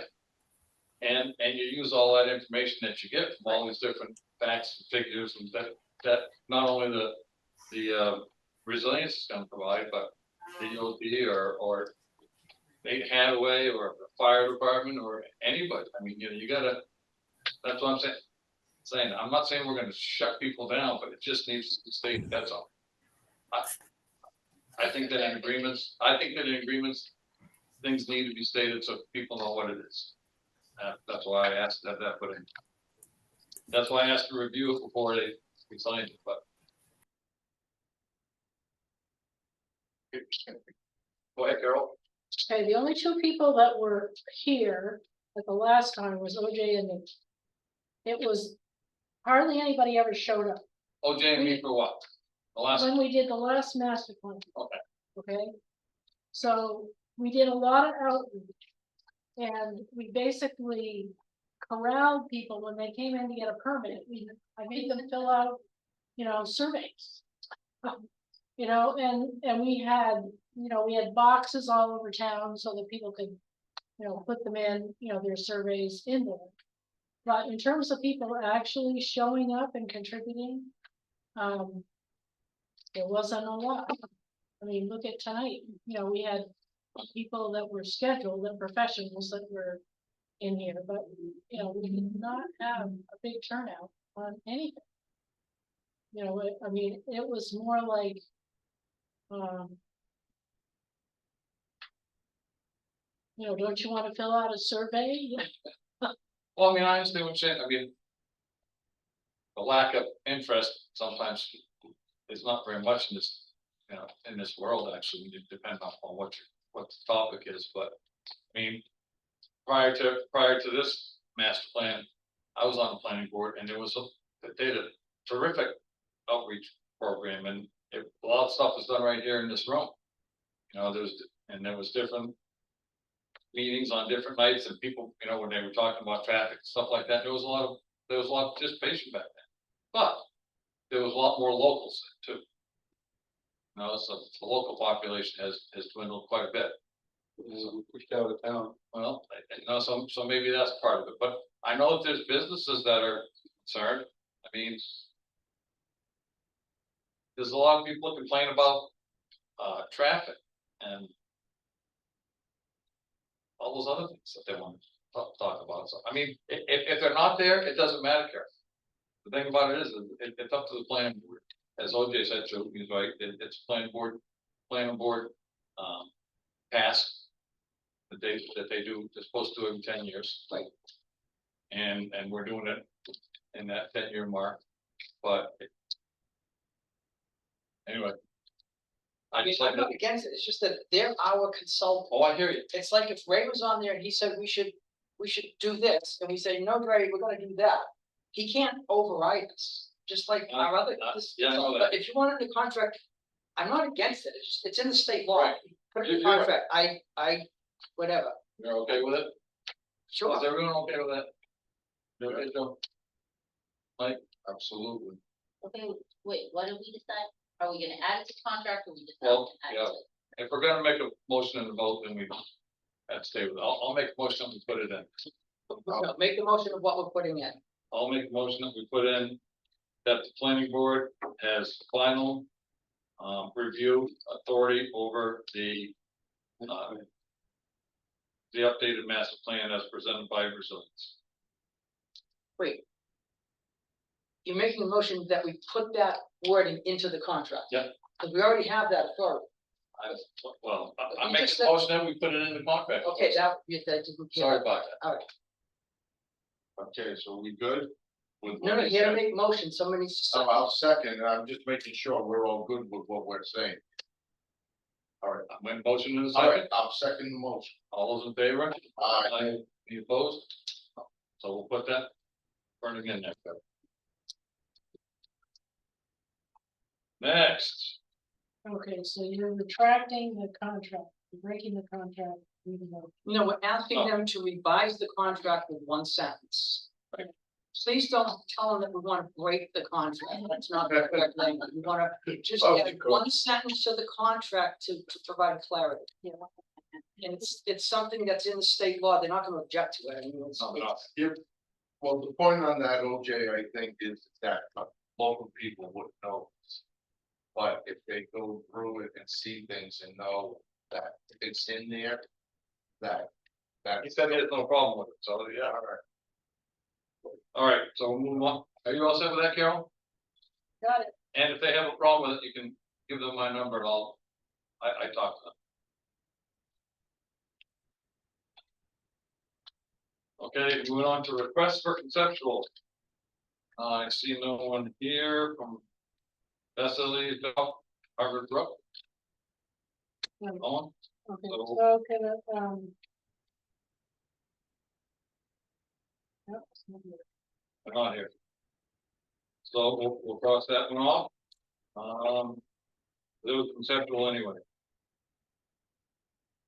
Then there's a reminder of rescheduled planning board work session.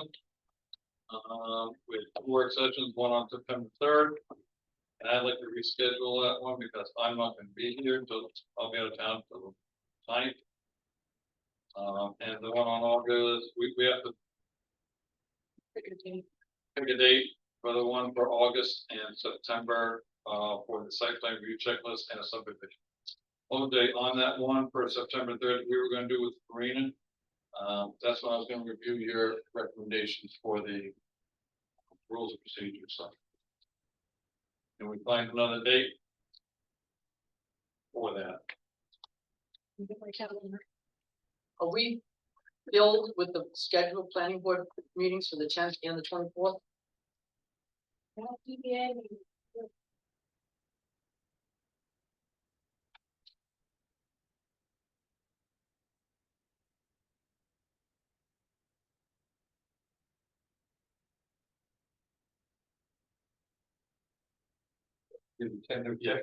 September, holiday, Concord. We should change this and so it's. Instead of saying Karina, calls it Park. It should say Karina.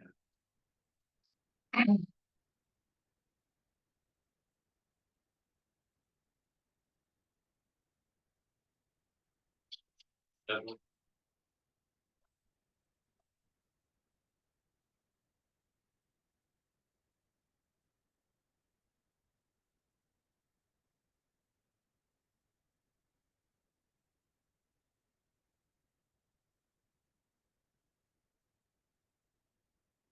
Okay, the 17th is out, I, to the ZBA here, so I get the notices out for the Heights. The Herman Movie in the Heights on the 17th, so that's. What's happening on the tenth? 10th is. That's our regular meeting. What's your murals discussion? That's what I have, That's all we have right now. that's what I have right now. Why don't we make one with Karina, see if she can do it on the 10th, September 10th? I will not be here, I'll be, I'll be in, I'd like that to be here. So what about the 24th? that's just surgery day for me. You can do it without me. In September, 10th and the 24th. All right, what about the 1st of October? First of October. Again, what about the eighth and the 22nd? About, like, do we need to schedule a separate meeting or can we? If Well, there's- I was trying to get the The eighth. work session part, because it's gonna be with Karina, and then we were gonna talk about the rules of procedure. I mean, if we had time, we could really put the site plan review checklist and subdivision checklist in the same meeting, but I think that could be a long meeting. I have no idea how long the meeting with Karina is gonna go, or what her discussion is gonna be, but it could be a long. The same with reviewing the rules of procedure, it's put it in change, so I think that's a meeting all in itself, it's Karina and Jimmy. And anyone else that wants to make changes to the rules of procedure. Well, I would I think think that, we should do October 1st, but only because I also have another surgery. On the 8th. So let's do it October 1st. Can you see, so we'll do that meeting on October 1st. And the one for the site plan review checklist and the subdivision checklist, we could probably do those like on the 8th. A regular meeting, can we put those on the agenda for the first? Just so if Karina's done in 1 hour, we have an hour to work on the other ones. we can do that, Because if they're on the agenda, we can work on. we can always move it And to we- another day. We can either do half of it or part of it on the first, part of it on the eighth. If we can't get to it on the first, we just move it to the eighth completely. So the agenda for the first will be, meeting with Karina. And discussions about the rules of procedure. And site plan review list and the subdivision checklist. That will be on the first. So we'll combine all these.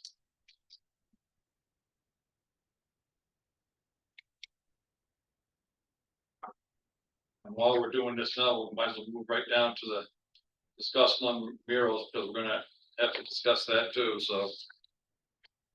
But that's already scheduled, right? It's already scheduled. Yeah, but for September 10th. We're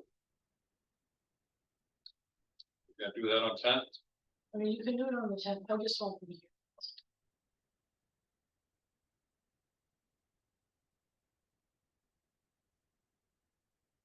Sorry. And I don't think you need me. Okay, so let's leave that one to 10th. Is everyone okay with that?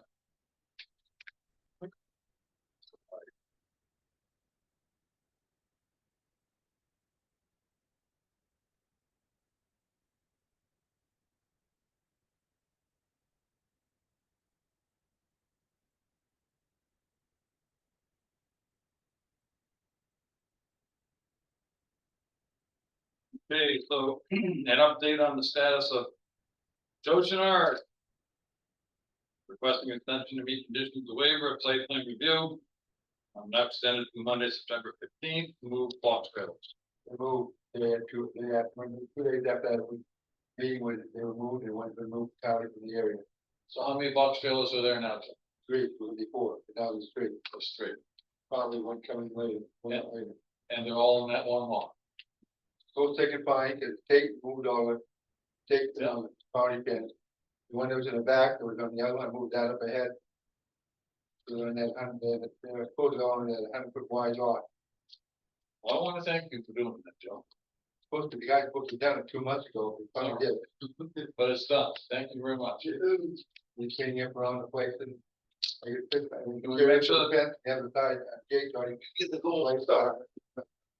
We wanna make sure that the minutes reflect that Joe indicated that Even got a video. 3 of the 4 boxes are on the lot, whatever the lot number was, that they were supposed to be on that. One has been Down the road, I think it's 51. 51. Yeah. as close as I can find, but we the just bond pins out. Bond pins out now, this, Can we just let the minutes reflect that? So, the minutes. Thank you, Joe. Update on whether the planning board and ZBA packets can be dropped off at the police station. OJ. We had talked to you about having this done. You said you were gonna check with, board or whatever. Did you ever check with them? Is there an issue? Because when I talked to Carol about this, because when we come and talk about the agendas, she has to stay here Friday night. So some people, if they want to come get them, we all talk about doing that at the police station. Did anything ever transpire? Did you talk to them or? I did not, I believe Karina did, and there was, some logistic issues that they were concerned about, Just. yeah, so, You know what those were? I actually, I do not, but they, we don't have a yes answer from them. I will, Can you bring that did back we up? get a no answer from them? You know, I don't think, I don't have a clear answer either. okay, I just definitely got the reluctance. I'd like to know why, if we do, what their reasoning is, because Carol shouldn't have to stay here. They get dispatched 24/7, just doesn't make sense. It just, you know. If you could check on that, I will. we'd appreciate it, thank you. Update on board of selectmen's.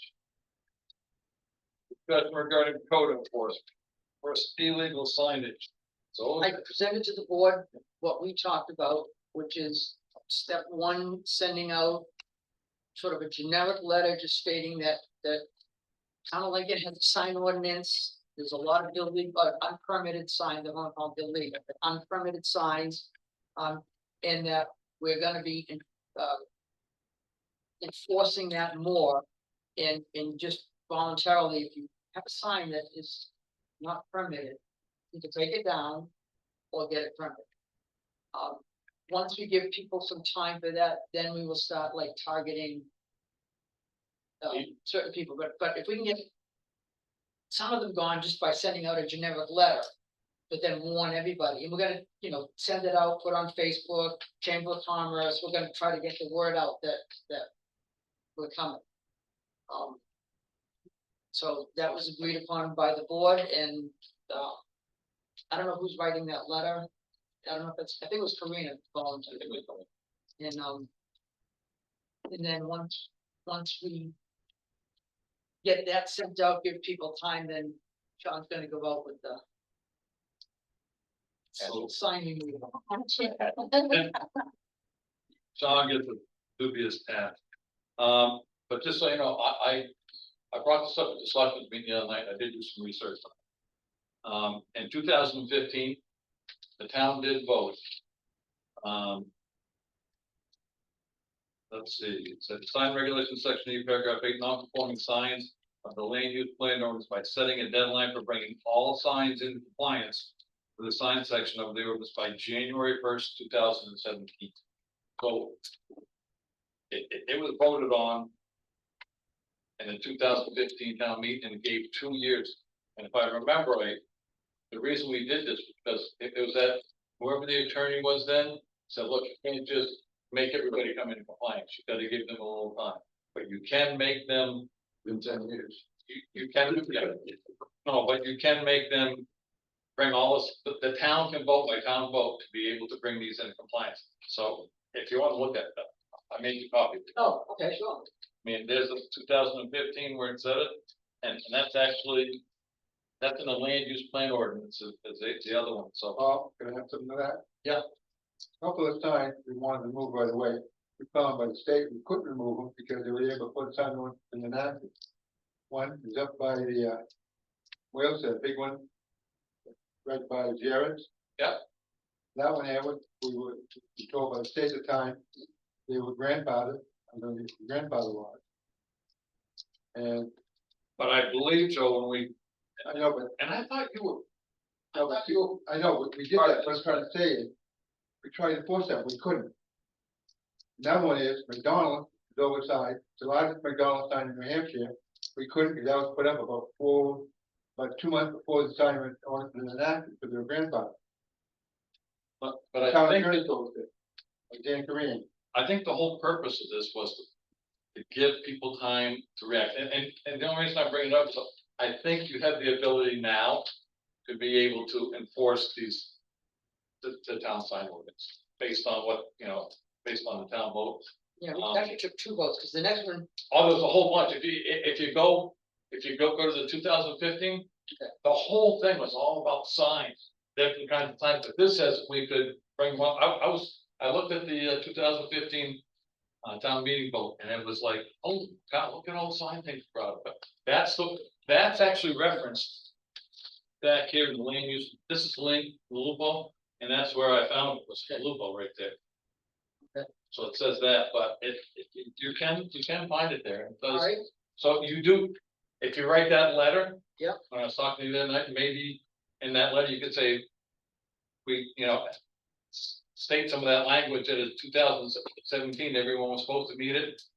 I don't know if you want to say we haven't been enforcing it, but I think you might say, we are gonna start coming around and seeing you and telling you why they're not in compliance, and you'll have to correct. Well, Yes. Sunday, all the signs put up in the past 4 or 5 years. We only allowed to have one free off-standing, off-site sign, freestanding. Yeah. One business. One business in town has 5 of them. Well, there's a lot of signs, and I think that actually it would be nice if, maybe in there too, OJ, that if, as much get some one person sign, they're gonna say, well, his over there is like this, so that maybe that'll that. help us. Oh, good. Yeah. We don't have to track him down. You know, so maybe there's a process that the town say in that letter, if you want to discuss a sign, come see whoever they have to come see, if it's Sean, or do they come see Carol, or do they come see OJ, you know? I mean, just so they know, because once you start enforcing the sign orders, for me, it's all, if you wanna get rid of it, we can get rid of it, but if we're gonna have it, then we ought to enforce One thing you might want to remember, we do enforce it. The sign advertising Forest Bridge for town property was in the original agreement when Saturday gave that land to the town that was signing advertising that property. So it was probably sold out. That was in the original deed agreement with between SATA and the Development Corporation, now Forest Bridge. Now, Are you talking about the sign going into Forest Bridge? No, Oh, okay. in 112. Sign saying, land for sale, Forest Ridge. Okay. That was put in with agreement with the town. In this situation, Saturday gave that land to the town. From Blue Mountain Parking Lot, which the old town was half of it, and river, all the way down to Lincoln Station. It would be kept open for green space. He didn't want to put it in front of his house and the river on the other side of the river. They gave permission to have a sign with the proviso that we signed Forest Bridge, could be stated for the sale of land Forest Bridge. Well, I think whenever whoever, I'm sure it's gonna probably be Sean that has to go out and do this. If he goes to someone and says that your sign is not in compliance, they'll hopefully have the information as to whether it can be there or not, and why the state give us this or this. I mean, but you're gonna have to know the sign ordinance front and back, because it's like saying that signs that are in the state right of way don't need to be, what was it? It was in the minutes that they said that the signs in the state right of way town has no effect on it, but those signs, the state right of way is a separate piece of property that belongs to the state. So anyone who puts their sign in there is considered an off-premise sign. It's because, Especially with three, you know, so there, the five, you know, the town does have the right to affect those off-premise signs, because you're only allowed one off-premise sign. So, but anyway, Well, a couple of things with that. First of all, the state right of way, like at the bottom of the exit ramp where there's oh yeah, six of those, little stick in the ground signs. Kick signs, What are they called? I call them kick signs, Kick signs. Well, kick them. they're all over the place. They're up Route 3, they're on the interstate, the exit ramp. To me, those are non-permitted signs and they can be removed. I don't care whose land they're on. well, wait a minute. If you look in our sign ordinance, you can have those little signs for 30 days With a permit, with a permit. with a permit. You're right. So they can all come in and apply for a permit. And then we will go to the state and say, do you give such and such permission to put this on your land? And if they get permission and they fill out a permit, Well, they Wait a minute. have It's- to have the landowner sign off on the sign application. But they also, it's considered an off-premise sign as well. that's no longer. How do you know it's off premise? You have to read the sign to tell if it's off premise. Either a sign that says anything you want it to be can be on this piece of land, or it can't. There's no sign because no sign can be on someone else's piece of property because actually it's a certain, it's a size. You can say it's a sign. You don't have to think because of what the wording is. You can say it's a sign. So, but you can't tell me, you can't say that it's off premise. Why? Because it's off property. If I get a sign permit to put a sign on my property on Route 3. Yeah. Okay? I can put whatever I want on, it. And if I. On your property. Right, and if my sign says eat at McDonald's, I agree with that's that. not an But off-premise if- sign because I own the sign. But if you put an eat at McDonald's sign, if you put an eat at McDonald's sign on the state right away, that's an off-premise sign. If you Or put you any know, sign, or whatever. if you put any sign on the state right of way, And you put, well, it doesn't matter, again, it's not content, it's content it's neutral. content neutral. Well, It doesn't matter whether it says eat at OJ's, eat at McDonald's. well, I can tell you, at this point, I'm almost ready to myself put in a Well, anyway, petition together to get rid of the whole sign ordinance, because it's not. I'll motion that, second it. It's not. I mean, you either have to have something that you can enforce, or you can't. And I think if you don't start enforcing them, people are gonna continue to take advantage of where it is. I mean, I take a look at, for example, the young lady that came in for sandwich shop up in the depot up here. She gave us in her submittal where, what she was gonna have for signage. Now, not only does she have the signage that she said she was gonna have, she's got one of those little square stickers out there, and now there's a banner flag out there beside the little square sticker.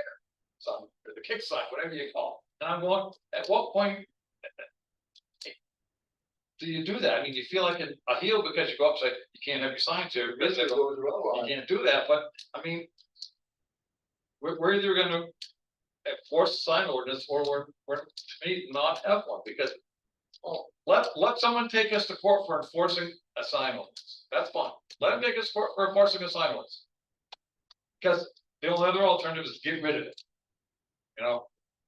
In my book. I mean, we need to have to enforce this thing here. We've been, I updated you on what our intent is. Update you again in 3 months, all right, 4 months, something like that. okay. F, update on one of Mark Bogosian, New Hampshire. Advertising group, let's see, did he submit his application for site plan review for the Alpine Pizza, 45 Main? You don't have one.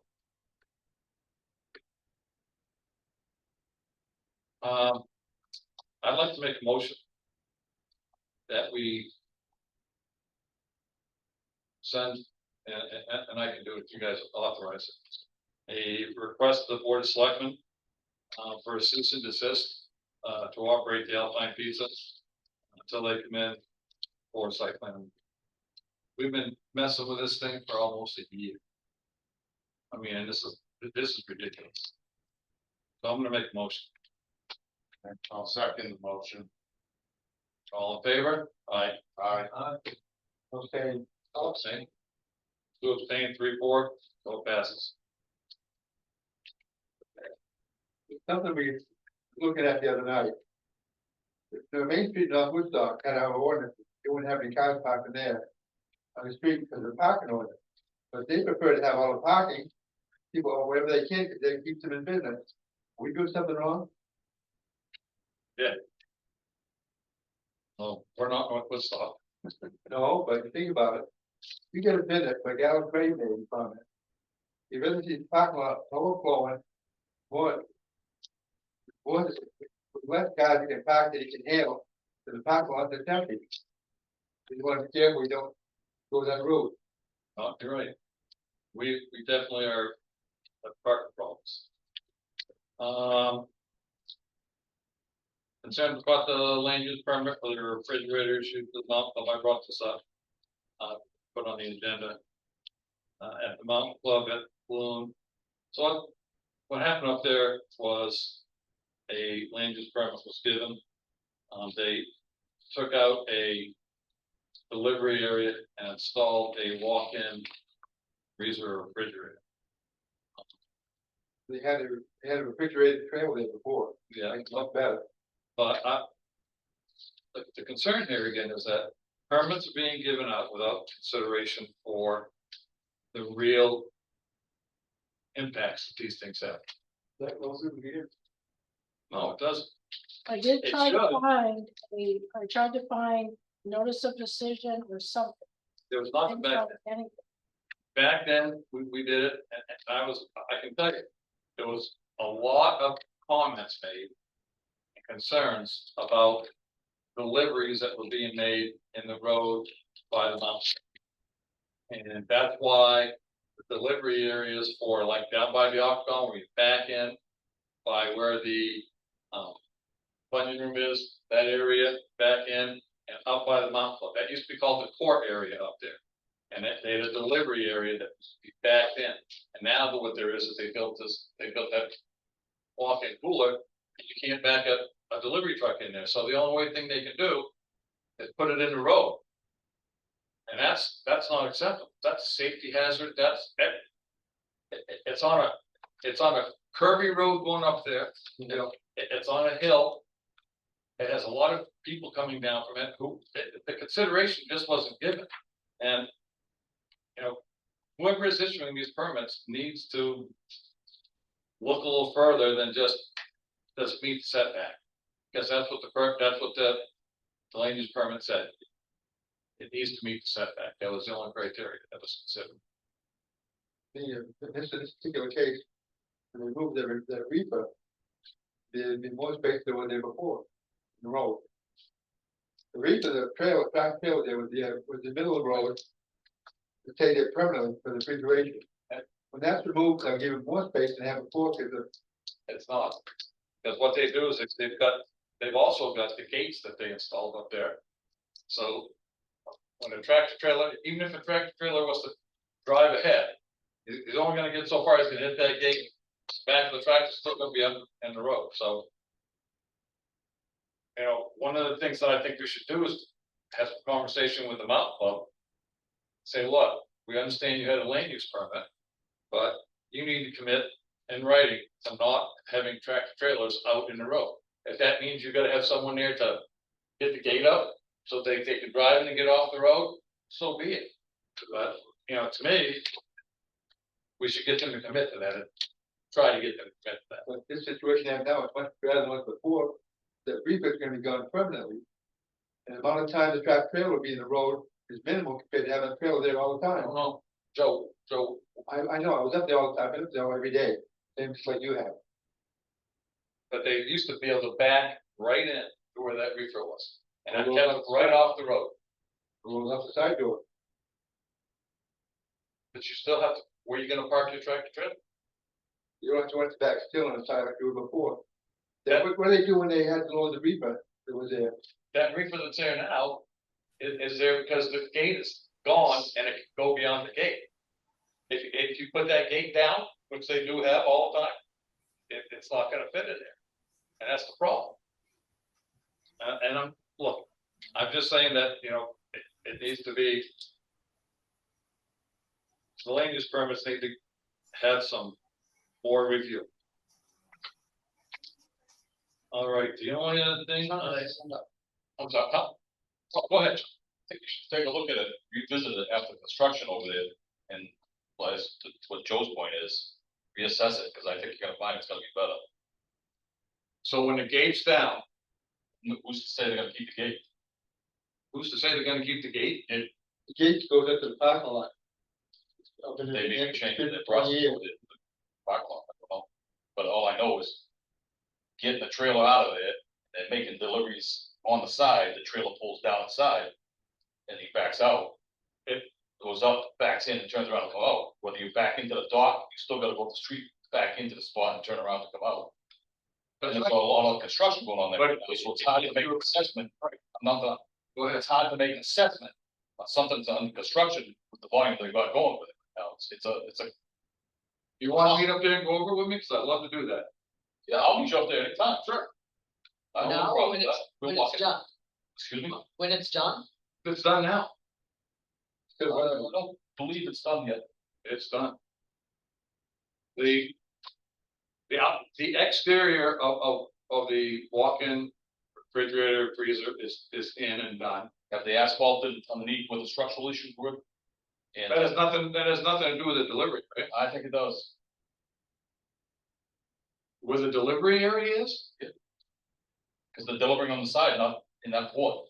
I'll meet you up there. I can't do it because I'm not gonna be around, but when I come back, Take it back, maybe when construction's done, we can make a hard assessment of that. we can do that. I'd love to do that with you. And while you're here, or maybe you and Carol can enlighten me about this. Cedar Circle. My understanding is that Cedar Circle has been over disturbed. That's a safe assumption. That's a safe assumption. Yep. And what's being done about it? Carol, do you have any? Well, I believe that, that Scott is wanted to come and talk to you about, different options of how to deal with it. You know, one being requesting a waiver, another being, reforesting, like Joe Lynch did over there. Anyway, so that's why I wanted to come and talk to you about the I think he's stormwater. been in touch with Ray as well. And He's yeah, trying to work out something with Ray. So wait a minute, to improve it. how's this get to this point? This is just like a land use permit thing. So we have a developer comes into the planning board. Gets an approval for Cedar Circle. Gets it based on his area of disturbance. And then just totally blows it away. There's no follow through from engineering, code compliance.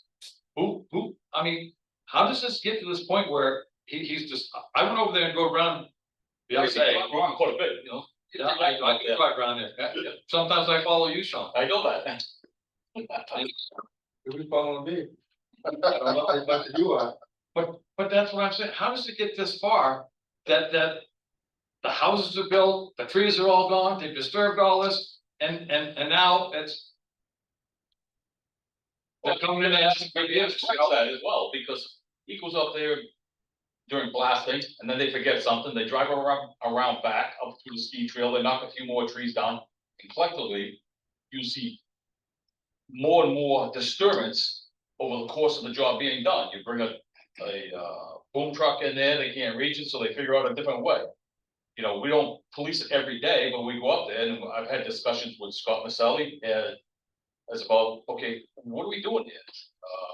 Part of it, the ski trail has a easement that's allowed to the back of some of these, so those calculations don't go into the area calculations for that whole lot. There's some forgiveness in that, so even though There's forgiveness for what? in the calculations, because of the easement through the back, it doesn't get calculated on the, Easements come out of the calculation before you, right, so. so it's even less. So it's even less, yeah. But, you know, again, these things don't just happen overnight, and the area of disturbance is a set thing. And It's understood. they get this permit based on that. And if they can't meet the permit, requirements, then they're not in compliance. And it should be a cease and desist at that point, say, wait a minute. Explain to us how you're gonna come into compliance. Everyone else that has to come into compliance faces the same issues. And to me, if you go up there and drive around and see the circle, you look at it and say, a bomb went off here. And there's very few trees, and whoever did it knew what they were doing, and someone should have stopped them. Before it even, I mean, these houses didn't just go up bing bang boom, 1, 2, 3 in 3 days. They've been going up for a while. Well over a year and a half, 2 years, and this stuff didn't happen overnight. I mean, this is ridiculous if this kind of stuff happens. Well, I think what you're starting to see, Paul, is the ability to go from flat to inverted building.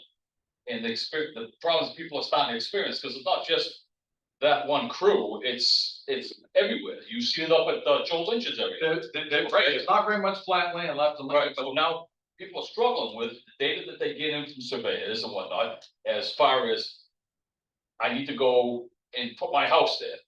And now my house is like this. So you've got innovative people looking at 80-foot elevation changes between the bottom lot and front lot.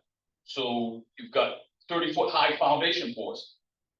I think we're missing part of a procedure that we should probably start thinking about issuing, what do you call it, site development permits.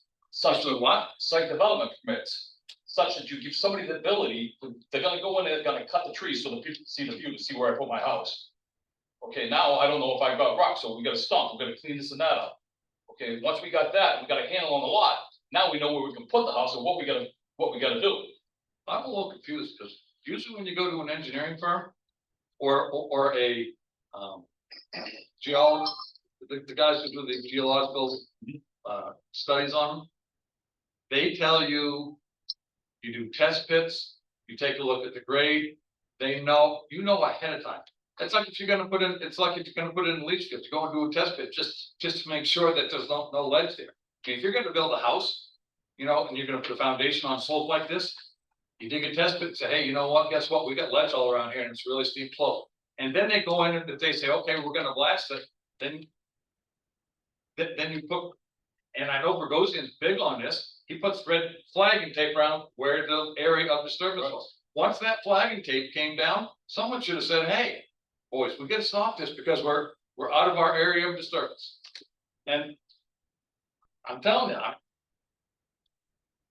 I don't know why it wasn't enforced. I'm just at odds over how this can get this far and not be enforced. Go ahead, Carol. Okay, I just want to make a couple comments. One, the planning board approved essentially a paper subdivision. All they did not do any of the kind of work that you would expect. So we had a lot of discussions with Ray over the past few years about this problem. Okay, so they come into the planning board. The planning board does not ask to see that all of those studies are done that you're talking about now, that you expect a professional engineering firm to do before they come and sell you a development. Instead, what they did was they took the number of acres, they divided by 15,000 square feet, and they took that number and they drew these little tiny lots. And they, not once did they take into consideration the slope. Okay, and most towns, like where I used to work, you weren't allowed to build on that kind of topography. Okay, and most of the towns in New Hampshire don't allow building on that kind of topography. Then what you do is you have people coming in who have no experience with developing slopes like this. They are from the Cape and from Florida. It's flat. So they're coming in, they're doing design build, okay? That means they're not planning ahead. It's kind of like improvisation. It's like the heights. So but now you have a problem that you're gonna have to look at it more globally. It's too late. You've already, the planning board before you already approved those, what I consider a paper subdivision. And they're little tiny lots, and not once did anybody take into consideration, not That's not true. That is not true at all. They came up and they bought it. It's always buyer beware, but whenever you buy something, whether it's a piece of real estate or a car, you own it once you buy it. You better make sure before you buy it that you're gonna even be able to use it for what you bought it for, or that you're gonna be able to develop it for that. well, it's. We have Right now, we- how are we gonna deal with it? we have ordinance, look, that's not our problem. Our problem is the fact that we've got a developer who's over at South Peak developing lots that don't meet the ordinances of the town of Lincoln. Site plan review, land use plan ordinance, they don't meet it. And no one has gone over there to tell them that, and I wanna know why. It's because I saw. Was that? I saw. I didn't say you saw it. It's not just you, there's other Yeah. people that are involved too. It's the owner of the property, the people who are developing it, they've all, the people who are building on it, they've all got some responsibility. When someone puts ribbon up and says, here's your limits of where you're supposed to do it. And the minute that tape comes down, someone should be there, whether it's the backhoe operator that knocked it down, or it's, the guy putting the foundation in, it drives over it. Someone should be putting it back up to make sure, hey, look, this is the limits of where you're supposed to be. And once that gets disturbed, and there's what, 5 lots up there? So there's 5 lots that are probably, one of them's not built yet, It's in process. is it in process now? Yeah, and that's probably all, It's gonna be the same thing. yeah, They're gonna be blasted in there, and it's already over 60%. but they have the responsibility, because they came to the planning board, they came to the town gave them a permit based on the town's regulations. If they can't meet those, they have the responsibility to come back to the town and say, hey, we can't meet these requirements, and is there anything else we can do? Not after the fact when they've got houses in and stuff like that. This South Peak development is in the initial stages. I mean, they've only got what?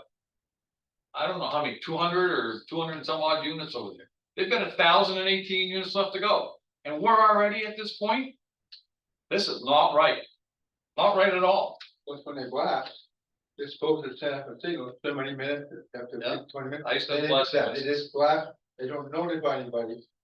By law, by state law, supposed to send a signal off so much time before you blast, and then the blast, and the signal before. You gotta do more than that. You gotta do more than that now. You have to, you're right, you have to signage, you have to do the signals, and you have to do, Just to do foundation inspection. what do you call that thing that? That's not blasting. Seismic stuff. I had a blast license for years, so I mean, it's a lot of that's. But What are I'm they- just saying, this is ridiculous. What I are they mean, disturbing outside, is that, it's not wetland or anything like no, that? they're Step in. in our stormwater management ordinance. It says if you disturb more than 17,000 square feet or 55% of the lot, that you have to then meet the stormwater management requirements. So now we have that development over there. That is those lots that have disturbed more. And A, they've disturbed more. B, there's no stormwater management ordinance consideration, installation being designed, that hasn't been designed over. And aren't they saying I'm coming in to talk to us about the hardship that they're encountering? Well, I think that's probably why they're doing it, because they cut their nose off to spite their face over there, and they want us to give them a waiver for it. When they've done the wrong thing, the onus is on them to do the right thing, and they did. They came in and they met with us, but where's the follow through here? Can I just say, Paul, like in our training, and I have found this online too, like a self-imposed hardship is not a hardship that should be approved through a variance. When you buy a property that is on a slope like that, that's open and obvious. The same as when you say you buy property and you can only build a 2,000 square foot house, but you would like to build a 5, too bad. And I think we need to be consistent with that and not agree to variances when it's a known condition for those properties. I Over could the agree more. weekend too, I think the town should I think the board should ask the town to issue a cease and desist until this is remedied and fixed. And they're coming in for the heights. If you take a look at the town ordinances and the town has the ability, the planning board has the ability to not agree to further phases if other phases are not in compliance with the town ordinances. And I think we have to send a signal. It's not only to the South Peak developers, it's to all developers. You can't just come in here, tell us, here's what we're gonna do, and we all agree with it, and then just turn around and do what you want. That's not the way it works. And until we do that, I mean, like I said, Are there fines we said- or are there anything? fines can be levied, but to me, I mean, I'm not looking to take someone down and under, but I certainly want them to come in and tell us what they're gonna do to correct it. And I don't give a shit whether, sorry about that, I don't care whether it's, Really? I don't care what it is that they wanna do, but they should be made to come in with their engineers and tell us what they're gonna do to correct it. You know, or we're not gonna give them any further permits. Well, I And for think me, that's what they wanted to do the last two times that they asked to come and talk about the storm. And they have been in touch with Ray, and they're trying to acknowledge what the issues are. but no, Ray's not the planning board. The planning board is the one that has the ability to give approval. Stormwater systems. What's that? He's the engineer that designs the stormwater systems. That He approves wasn't it. He's the one that, He was the biggest- well, him and Dubois and King now are the two engineers for the town. But if there's an issue, there's a whole other thing. If Ray knew about it, how come Ray didn't come to the planning board and say that? The only way this came up, in all honesty, is because I was meeting with Carol the other day, and we were talking about the agenda. And it came up and I said, what are you talking about? And so we had a little discussion, and I went over and looked at it and said, yeah, you know what? This shouldn't happen. It shouldn't happen. You know, and I think the only way out of it is to say, you gotta stop. Go over there tomorrow and tell them to stop. Unfortunately, we don't have that ability. It's only through the board of selectmen that they can issue a cease and desist. But we do have the ability to say, we're not gonna issue any further land use permits until it's correct. And I think that we should, as a planning board, I think we should send them a letter stating that we're aware of this, and that we want them to come in and tell us what they're gonna do to correct it. Not ask for a waiver. A waiver is not a way to correct something. What they're gonna do to correct it. Tell them that we're not gonna consider any further land use permits until we've had a resolve of this. Here's another question. Just a bit off the track. They get a building permit for the community with that side of the building. They leave an awful lot of dead trees, which they had to come in a month or two later, spend maybe $5,000, $6,000, $10,000, get rid of the trees they weren't allowed to cut down. Gonna be some kind of competence to get rid of dead trees that are dangerous. Well, I mean, that affects the area. That's the problem you run into. Typically, the areas are running so tight, That's what I'm saying. you know, But they come in, John, they come in with these plans. Yep. They identify, and I've seen the plans, you've seen them, they had, some of the first plans they come in with also include each tree. They survey where each tree is, and then they put where their area of disturbance is gonna be. If they have those plans, maybe what we do is tell them, you gotta plant those trees. And see how much they wanna spend on a tree that's probably 6 inches in diameter, and plant them up, you know, and redo all that. I just, They're awful, so they have to be worthless. I just don't think we can keep doing this, you know? So anyway, let's go ahead. Just a couple of us. First of all, if Ray has been thinking that we should be requiring other designs or studies or engineered plans, we should be made aware of that and, rather than just looking at the plans and saying what's wrong with them, encourage us to say you should require this type of plan to prevent this. If what you said is Well, true, I that think- even for years that we had done it, that's the first night I kind of heard of this. I think you're right. Sometimes we do get diagrams with trees and bushes and rocks or whatever, but you're right. These are just squares drawn, shapes drawn out on a flat piece of paper. So if there's other studies that we should be looking at, let's have the two consulting engineers help guide us with that. Secondly, I know that they have wanted to come in and talk to us about, these area disturbances and stormwater alternative ways of mitigating them. And I think we should be open to listening to that and do that sooner than later. Well, you did with that with Joe Lynch. I know we did, We did. but And just so somebody has asked, that been asked to be put on the agenda and. The I whole- don't- Yes, So just to answer that question about him being put on the agenda, Carol and I have talked about it on 2 different occasions, and what I said was, look. I'm all for them coming in on the agenda, but I want them to send us a letter. Something in writing that says, we'd like to come in and talk about what it is, what their problems are, what their solutions are, so we can. Not just hit us up one night and then we're all gonna be sitting here going, I need time to think about this, or I need time to study it, or I need time to look at it. Give us what you're coming in to talk about, give us your problems, your solutions, your whatever you have, so we can, at least the board can have a chance to look at it, think about it, and then they can come in, no big deal. Well, I sent that letter to them.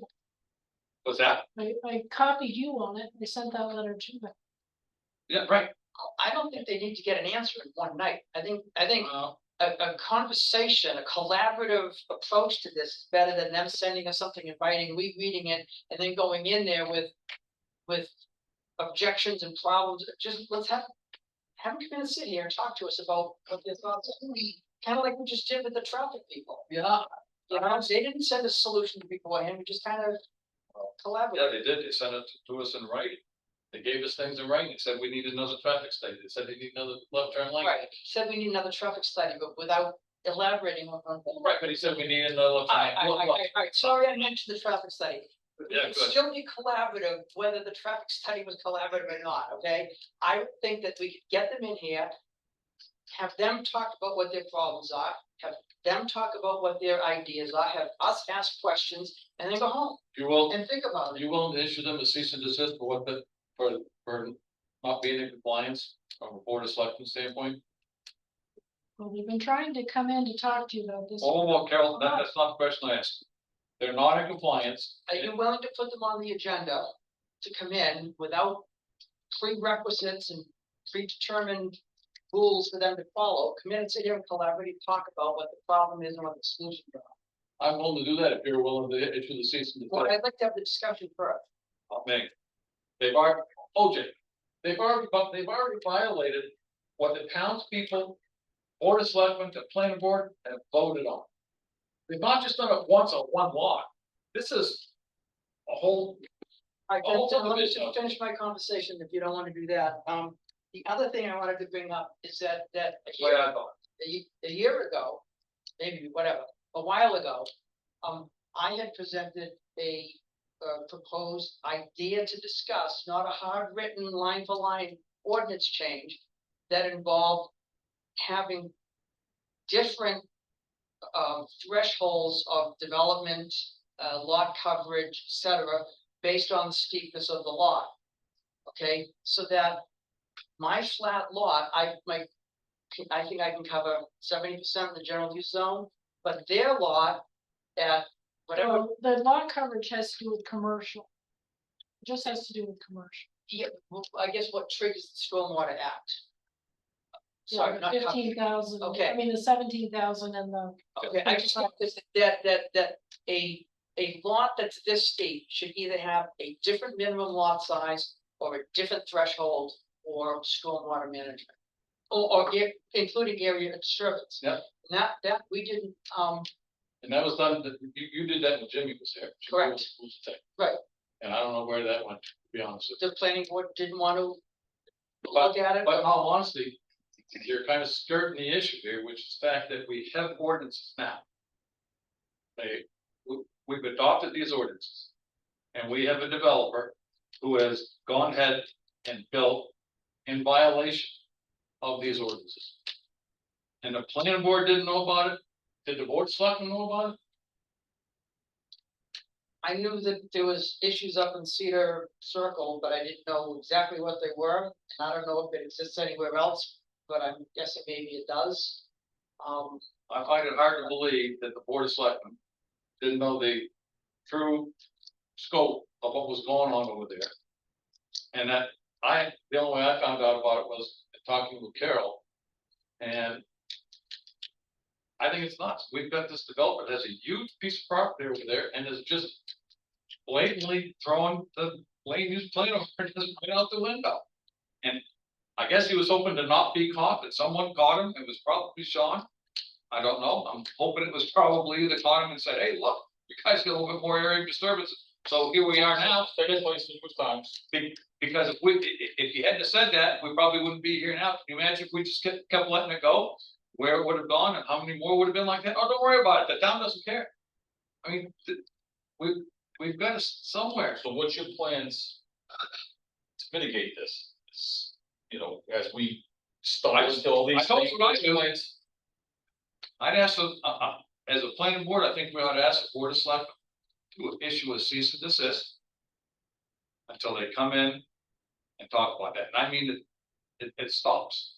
It stops. Put your hammers down, get your equipment out of here, come in and figure out what it's gonna take to resolve this. It's not that the planning board, the head here, all we're asking them to do is come in and tell us what you're gonna do to mitigate Tell this. us. Huh? Why don't you let them come in and tell you, instead of giving stipulations and have some operation, say, guys, we've got a problem, what are we gonna do here as we go forward? No, we're gonna shut you down because you got a problem here. Well, look, I'm looking. the only way they're gonna go forward is if you shut them down, because who knows what they're gonna come in with. Who knows what they're gonna come in with, what to make it work? So We give a chance to make it work. So if the speed limit's 50 and then you go 55, the cop says, hey, look, you were going 55 and if they'll let you go off, they let you go, no, they don't. They say, you can say whatever you want, give them no reason, but they don't do it. I mean. You make, it doesn't matter. All I'm saying is this is another I think thing. you're gonna have an open dialogue before you go hammer down. We have ordinances, but we have no teeth in them. So why have the ordinances? I have a couple questions. Isn't DES involved with like permitting all these lots over there? And isn't this close to the river? And the stormwater, I'm assuming the trees, just like near the lake, they highly regulate how many trees you can cut down, how many trees you need to keep on a lot, because it involves what runs into the river. And I know a friend of mine is helping, she's going to the committee on the Pemigewasset River Legislation Advisory Committee. I don't believe Lincoln is involved yet with that, but they're very. Shut it down. OJ used to be on it. Are you still on it? Well, I had a meeting last night. And Timmy Miller. You're right, she didn't actually make it last night, she let us know ahead of time, but she's Yeah. been at every meeting, I think, this year. They're very concerned about what's happening around the river. Correct. And DES has been up there quite frequently lately. Because if they're disturbing areas that they're not permitted to, then you don't want to involve them, but I mean, they can't do that. I know that, and when OSHA comes into a job site, if you're doing something wrong. They don't just say, hey, you want to come talk to us and see what you can do about making it right? No, they said you're on staff, because I Well, called. they said we're understaffed, and they won't come over here. Well, no, I understand that, I'm just saying, when they do come in. This is not a one-off where we had one lot. This is a whole Cedar Circle subdevelopment. It's a phase, it's not just one chunk, it's a phase, the whole phase is in non-compliance. And for it to get that far out, to me, needs to be taken care of. And it should be in a collaborative way, but the hammer needs to come down. This is, Your board. I understand it, it's a board decision, I'll do whatever. Go with whatever the board wants to do, but we can't give them a cease and desist. Okay, and I'm willing to talk to them. I wanna know what their plans are before they come in. I wanna know what they're gonna offer up before they come in, but I can tell you what, we certainly won't give them any more. I don't think we should give them any more, land use permits until this is taken care of. And this board does have that opportunity to do that. And I think that, when they do come in, I think that's what we should tell them. I just, Who said earlier that they tried to come in, Carol? I mean, last They time, want to be on the agenda, last two meetings. No, And no, they Yeah. came, that they asked to be on the agenda. And you told me that, and I said, that's great, that's fine, but I wanna know, and Mike was, I sent the stuff to Mike too. I said, I just wanna know, just give us the information, don't hit us blindside. Tell us what it is you want to do, tell us what it is, your problems you're having, so we have a little bit of insight here. And that was before I found out that they were in non-compliance. I mean, it's ridiculous that you gotta sit here at a board meeting and it's just someone being in such non-compliance because you didn't know. It's unbelievable. well, along those same lines, here's something I never heard before. So what it was called, so they South Peak LLC grants an extension to the time side. For the Heights site plan review. There's a sense, when do they grant extension? No, we gave them an example. No, I'm sorry. They agreed to. So South Peak LLC grants an extension. No, Right. it's Brett worded it for. So All we're that's, saying is that, you know, that once they have a complete application, the planning board has X number of days to either approve or deny it. So what they're saying, because they have to go to the ZBA, it's gonna come up against that deadline. And we, the planning board just can't grant an extension, they have to agree to extend the clock. That's kind of, and it's poorly worded. anyway. Does the board want to do anything about this, or are we all just gonna sit on our hands and let it go by? We should gather some information. I'll make a motion that we put them on the agenda at the next, one of the next two meetings, to come in here and discuss the problem and discuss solutions. Yeah, that's more than that. Well, We just have murals on the 10th, is that all that's on there right now? What's that? Yes, that's all it's on. All that's on there is the murals on the 10th.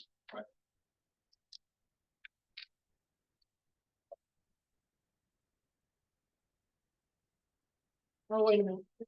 I mean, that's supposed to- No, that's. Yeah, When are we gonna I put 'em won't on? be here. When do you want to put them on? You wanna put them on the 10th, I won't be here.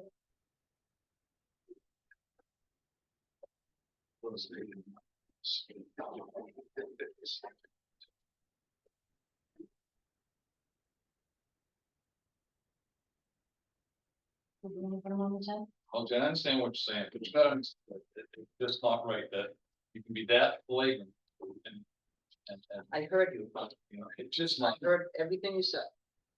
I mean. Not even board selectmen, you guys, you know, you guys are the enforcement authority, this is just, this is ridiculous. But all agree in the interest of getting them here, but you tell them, if Bogosian doesn't show up. Someone who can make some decisions with them. That we're gonna cancel a meet, but.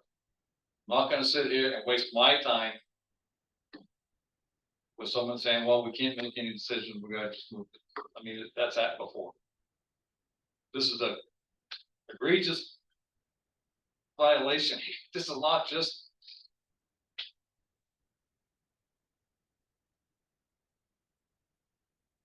And they need to know the seriousness of it.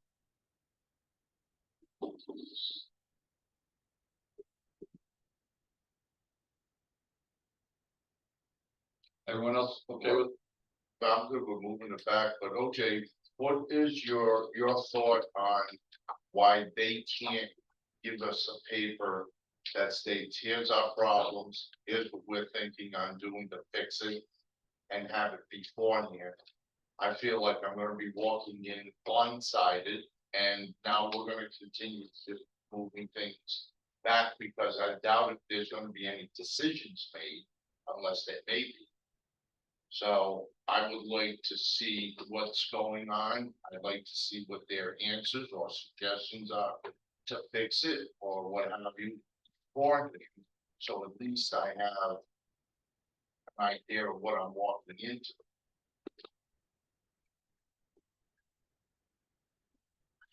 I guess I'm open to listening and learning. And I think sometimes that can be done in a more, again, collaborative way, where instead of trying to put your outline on a piece of paper and having people react to that before they even understand the problem, to react to the solutions. As opposed to making sure we're all on the same page, understanding what the problems are, what the options are, and what they're asking us for. And if they choose to do that, they should be aware that we may not make a decision in that very first night. Okay, That they could hasten the process if they want to send us stuff beforehand, yes, or they could have a more collaborative process that takes longer if they just present the information and have more of a discussion. Give them the choice. okay, That's but why- here's my problem with that. My problem is they're going to continue ongoing, doing what they're doing. Okay, now if this were something that they're going to give us before they started working, and it took a month, say, to go through it, and nothing was being done, no problem. But if they're disturbing all of this and doing all of this, I'm gonna say the word destruction or clearing out, whatever you wanna call it, okay? All right, the disturbance. As we're taking time to continue to do this, they're still working and they're still doing their disturbance. They're still doing their out of compliance. And that's the only issue that I have. We don't have the paper and things up front to do research for ourselves to try and come up with answers or do something ASAP. So that's why I feel that it is imperative that we have the information up front so we can know what's going on and have an idea. Not to mention, if they've been in touch with Ray, should we talk to Ray about this too and say, hey, what is going on? What have you heard? What do you suggest? What are their problems? So we have another person's eye view on things. I mean, I would like to have as much resource as I can going in. Maybe we can make a decision, or maybe it does need to be done. Whatever the case is, I'd like to stop the disturbance stuff, taking things apart. And I feel that it needs to be done as soon as possible, and having a heads up really helps. I agree that Ray should be here. I don't know if he's available that night. I also know that Jason's paying Jason to be here that night. Well, I thought you were, I thought you were gonna discuss it among yourselves and then. If you had We were. Oh, we are just discussing it among ourselves. Yes. All right, never mind. Then And then- that's fine. Now let's get Ray to be here and put them on the agenda first. Well, maybe that's a good suggestion, is that maybe we should ask Jason to be a part of this, because it is a violation. And we wanna know what our options are. I mean, Well, there's a whole process for cease and desist. It's not just sending cease and desist letters. You plan on taking the next step, going to court. You know, Another issue here. Remember that big Supreme Court ruling we had about 8 years ago down on the Seacoast? Was it Centex, or something like that?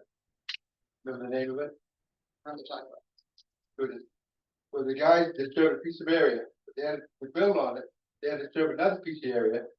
They went to court, state Supreme Court on it, state Supreme Court ruled on it, saying they could disturb that area, want to come back and reclaim it back to what the original state. This is the major Supreme Court ruling, which affects almost all the land use decisions in the state of New Hampshire. and the land use plan ordinance, it says. On well-founded information of a possible violation, the selectman or their designee shall, it's not like, you don't have choice. Shall initiate immediate steps for enforcement of these regulations by issuing a notice of violation under RSA 676-17 Or there's a comma, a cease and desist order under RSA 676-17A or a local land use citation on RSA 676-17B. Fines, penalties, injunctive relief, and other remedies include actions by owner of land specifically deemed as by violation shall be set forth in RSA chapter 676. So this requires the fact that this happened, this violation, and according to our land use plan ordinance, required the selectmen or their designee to issue enforcement by this. Underneath one of the 3 different RSAs. Nothing was done, because I don't think the selectmen knew the severity of it. You know, or if they did, it doesn't sound to me like you knew all of what was going on. And it's, I mean, it just didn't happen. So So OJ, going on with this too, I don't mean to be picking on you, but you're coming through with stuff, but, they know that they overreached. I mean, I'm assuming they did. I know if I knew that I had a certain area and I authorized people to do stuff, I knew. Okay, do you not be upset with that they just went ahead and then nobody got noticed? I mean, we didn't get any notification. And I don't know how long it's been going on, and that's where I get actually more upset is that they're going through all of this, things are being found out. And I'm gonna use the word find out on the street instead of from our own family.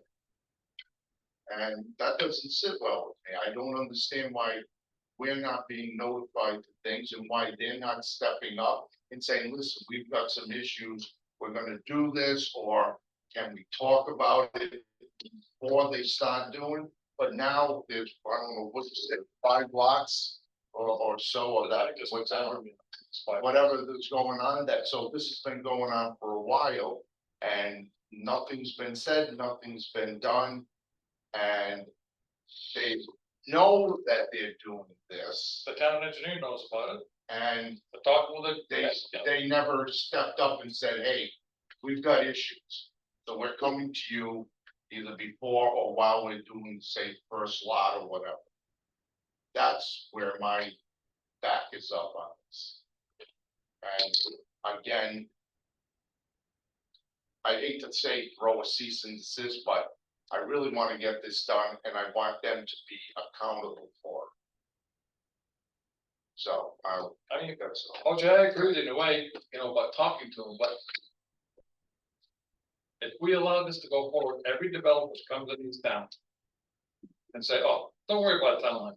I think that it mess up, just go and talk to the planning board, they'll figure out a way around it. And I don't think that's the way it should work. I think at some point in time, you have to stand up for the taxpayers and say, they voted for this, and you guys violated it, and this is what we gotta do. You can come in, but, you know, there is a penalty for this. It's not just, oh, come in, we'll gladly cheer you on until we find a way around it, you know, I mean, when Bogosian came in, when Mark Bogosian came in, and he talked about how we ribbons everything out. No, the reason we put the ribbons there is because, so they can't cut anything more, that this is the limit of disturbance. And that's, and now, I keep repeating myself, but it's 5 lots later, just kind of, it defies comprehension. That this to get this far. Well, I know that Sean was up there and after his. I don't recall. That they hired another company to come in and actually do the ribbon setting and maintaining of the Silt socks, silt fence, silt fence. erosion controls. Yep. Yeah, this is like, they've been lax on that. I hammer them all the time on it. They're getting better. But this is I mean, they cut trees down, they're. I think if you look across the street where the lumber lots are, I go in and measure those. When they put set the red, I document what the numbers are. Make sure what they're taping and what's coming out and getting better. But I can't control what started over there, but I can only deal with what's continuing over there. I can tell you. I still think that they ought to write down what it is that they're planning that they want to talk to us about. I really think that we should talk to Jason or have him here so that we know what authority we have and what we can do based on the violation. Because right now you're taking my word from what I'm reading. Shouldn't we be taking the word from an attorney? Who said, this is what your authority is here, this is what you can do. Planning board's authority to enforce, I believe, is nothing. Well, except for, future, phases. The planning board can deny, like, the planning Okay. board can deny future phases if the prior phases are not in compliance. Okay. That's, I just don't think we need Jason, to pay Jason to be here to tell us what we already know. That's my feeling. Like if afterwards we have a question, a specific question about how we're gonna force them into a compliance, whether it's a notice of violation or cease and desist or whatever. I think the board of selectmen or their representatives can call Jason and just find out those details. I don't think he needs to sit here for an hour and a half to tell us what we already no, know. I was suggesting that we review the stuff, what they send us in for information, like Mike was saying. And we talk to Jason and say, we've got a developer who has this violation. What are your suggestions? I mean, because we may say something to the developer that may be totally out of whack, and I mean, Is there in those, I wonder in those RSA's if there's a procedure that we're supposed to follow if you were to reach those RSA's, and maybe we, the select would, we need to send notice of violation and then notice of you need to come to this meeting, and like you said, and if you don't, or your representative doesn't, a cease and desist will be issued. I don't know if there's rules and procedures within those RSA's, or maybe we should look at that, or the selectmen should look at that. I mean, if the selectmen, according to the RSA's, issue that notice of violation, then that should drive them to come in, which they, I guess, been trying to do, but I didn't realize it was because of, they really had a violation. I thought they wanted to come in, the portrayal was they wanted to come in and talk to us because they were having a hard time doing, they want to talk about future development up there on steep lots. Well, I think, It wasn't that they had a violation, I never heard a thing about a violation. They wanted to talk about stormwater management. Stormwater management. Because of the high slopes. Right.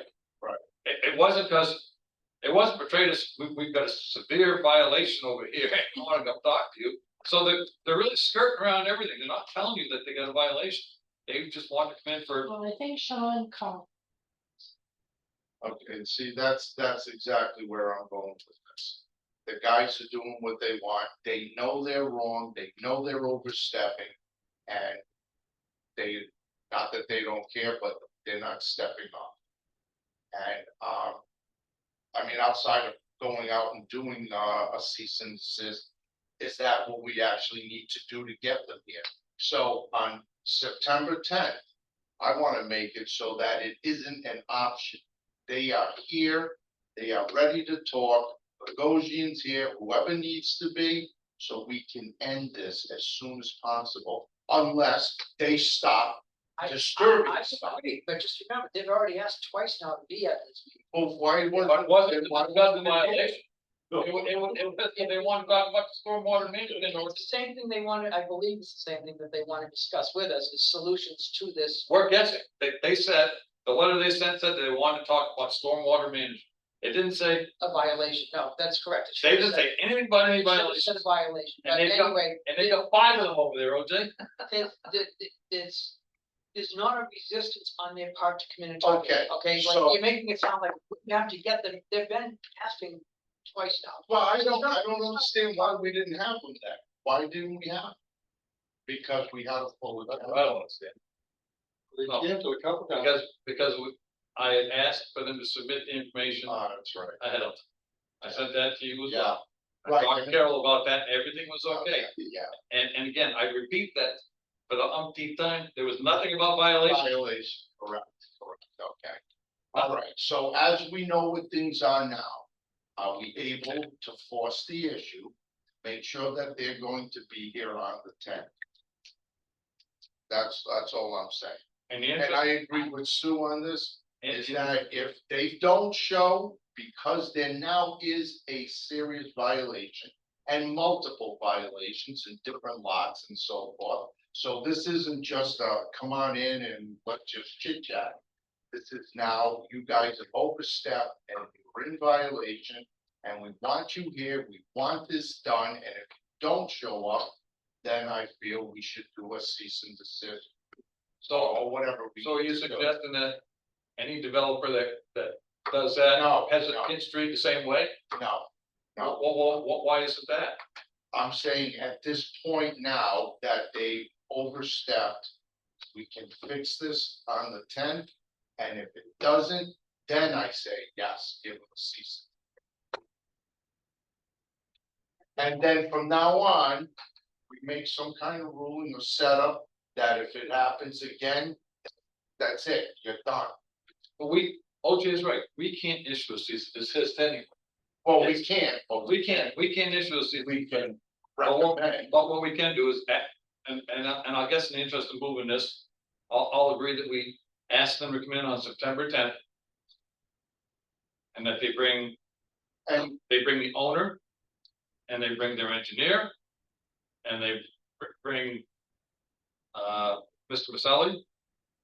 And they come prepared to address the violations, not the stormwater main. Right, the violation. Come to address the violations. We're not gonna I'm not gonna sit here and say, well, you want to change the stormwater management ordinance because you got a violation. That doesn't make a lot of sense. So if any developer comes in and does something wrong, they just come in and say, oh, we want to change your ordinance because we've got some violations. How fair is that? That's it. And Ray should be available also, right? If they commented or they talked with him. Well, we need to find out. You know, Ray's gonna. What happened with Sean, got them and talked to them about being in compliance. And asked them to talk to Ray about figuring it out, right? Come up with solutions. Why did you ask him to talk to Ray? He should have been coming to the town board. engineer. He Doesn't matter, it doesn't stormwater matter. systems. It Should I ask doesn't him? matter, it doesn't matter. They're, To come into compliance, I believe is that what they asked? Yeah. Consulted with Ray about how to come back into Right. compliance. What are the options? Where are we going with this? Because we're going up the mountain, it's getting even worse. So how are we gonna handle this going forward? We can't keep going through this. they didn't ask how they could, did they ask how they could correct what they've done wrong? Yeah, that's what they're trying to figure out, is how can we get better at what we're doing, because this isn't working.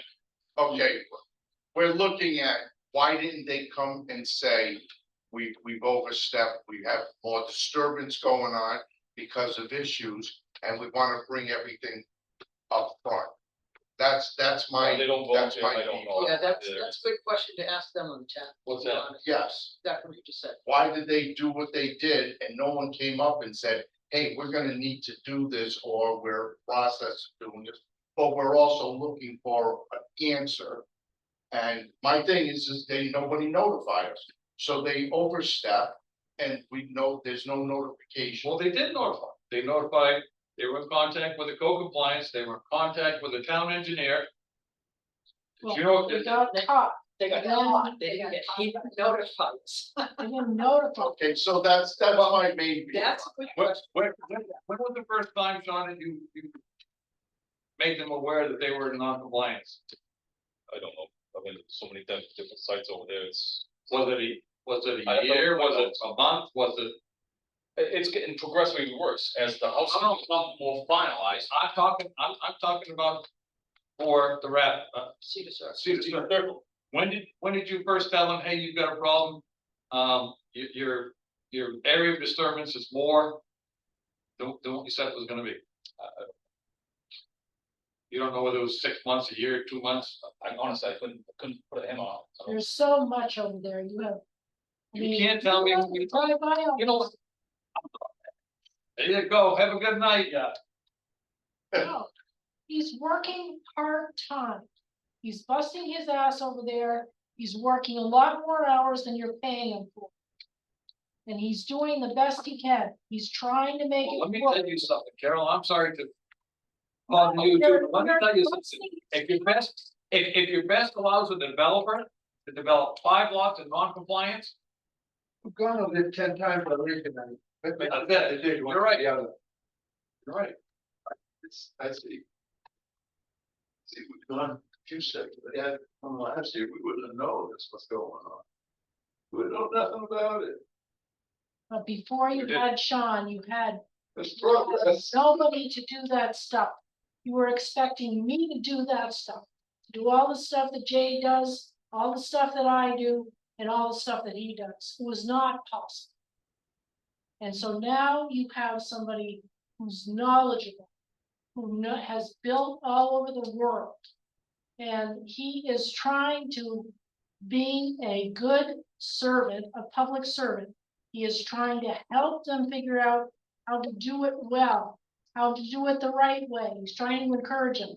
And you know some of the people that he's dealing with who don't like to be told what to do ever. And he is getting them more on board than they were before. And it is a process. I mean, it is a process. And so I think that you're seeing just violation. How can I control this? How can I punch?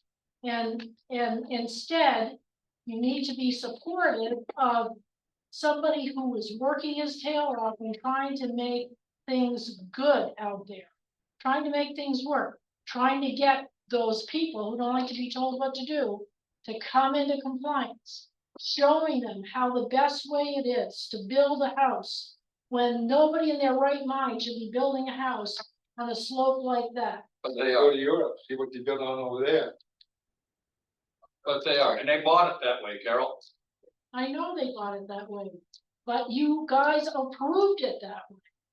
Because they said they could do it, and they presented an engineered plan that says I we know, can do but this. planning We're going to boards- this- Planning boards What's all our, what's over our the goal here? state. What's our goal here tonight? What is our goal? Is it to punish them and cease and desist, or is it to solve the problem? Right. collaboratively? Why can't we just say, come in on this tent? And we'll discuss it. Get Ray here, so we can have his professional engineering input. What else do we need to talk about? But we're gonna discuss the violation. And what they're gonna do to come into compliance. And shouldn't That's that what we're be, gonna discuss. shouldn't that be their engineer, not our guy that's designing and telling us how they're gonna fix their problem? The one question you have to ask, Ms. Wu, there's one question. What are you gonna do to bring this back into compliance? And the answer is, right now, the only answer can be that they have to put in stormwater management for every single lot over there. To meet the ordinance. Plant trees, and it sounds like there's a lot of things that they're, but I'm just saying, I feel like it's their engineer that should be telling them how they're gonna build these. Their houses. engineer is gonna be here. That's, Right, that's, there- Right. But we gotta make sure that he's got. But they're coming up with the you're solution. talking about developers who have never built on the side of a mountain before. Is that our problem? And Well, wait a minute, wait, it's can we, not, but can, they're you're not right, but can developers. we stick to the subject? He's trying to get us You out of it. wanna- I am, I mean, we just keep going in circles here. Why, We're not solving the issue. why not invite Ray here? Right, He's also an engineer, he's the engineer that has worked with South Peak on this project and has reviewed everything. Okay. We'll hear Scott's opinion as a certified engineer. Ray may have a different opinion, or tell us things of why this might not work, or why this would work better, or, you know. What Scott says is true, but this is also true. That's why Ray would be helpful. And I don't know when we get this to be under their review that they've exported money Yes. for, but I We would think can. we could, that we're not really paying them. They're paying us and then we We pay can them. get this under escrow for sure. Right. It's Too not bad gonna it's a cost us violation. anything and it'll I'll benefit agree with us. Okay, all right, so let's put this to rest right now. I would like to suggest, I want them to send us what their issues are and any possible fixes for it before they get here. Why can't we give what they sent to Ray? Because obviously they're discussing it with Ray. I want something in my hand before they get here, so I can go through it, Like we do before. like this stuff here, I right? mean, they've been discussing it with Ray, the town engineer already, so why can't we get what they've been discussing? I mean, The problem, I just wanna have an Why were we the idea last of ones? what their stuff is, what their problems are and what their possible solutions are. And have, even if Ray sends us something, if he talked to him and said, here are my recommendations, I'd like to have that too. We're back to where I started, Karen. Okay, Said, this is what I think they should. I've got a good suggestion. We go with OJ said, meet with them the 10th, we're not getting anywhere tonight.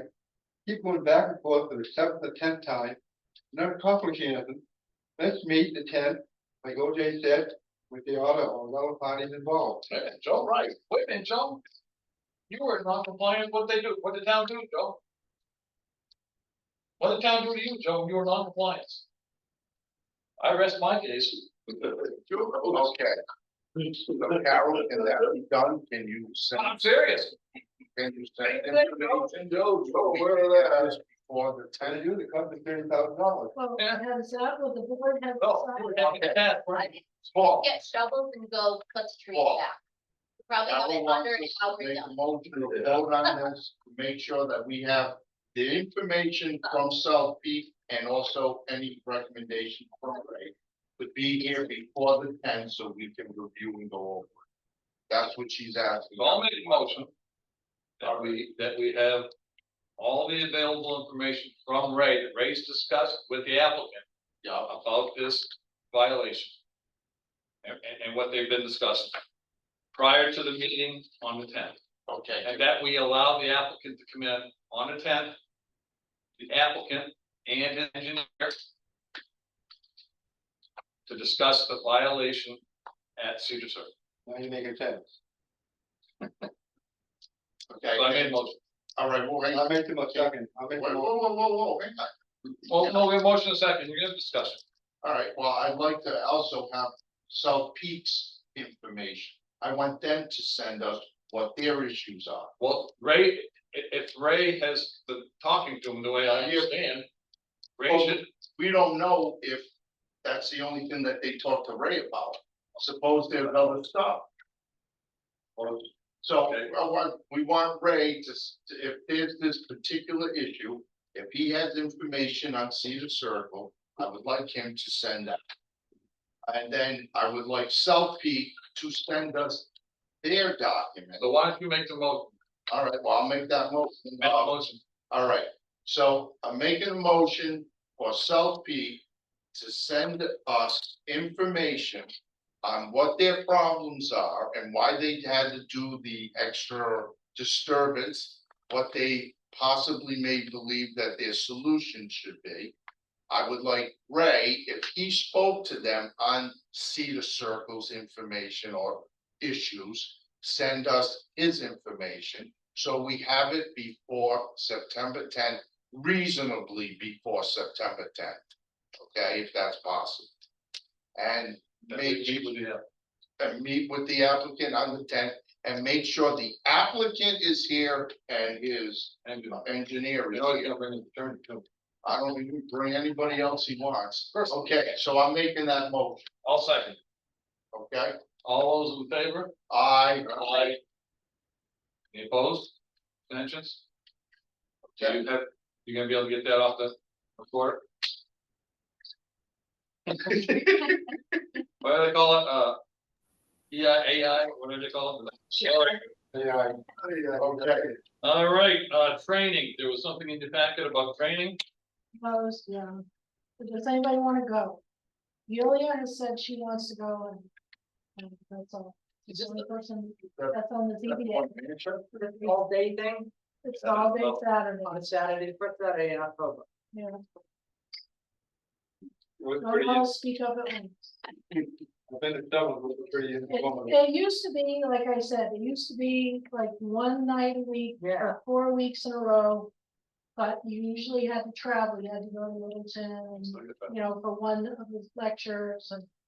You know, someplace else for the other lectures and. This time they're condensing it and putting it all in one place and one time, all day. So, Okay, it sounds okay. and they have fewer attorneys now, they used to have a lot of attorneys, so it used to be. Easier for them to do, because they would rotate, you know, all 4 attorneys and each one would give.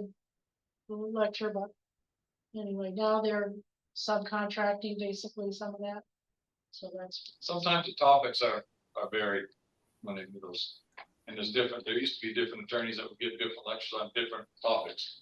Yeah, there's a schedule that you gave yeah, us. Right. there's a schedule So that, you should I look at the think they're schedule still to see if different it's something you're attorneys. interested, all right. but they're just not all municipal.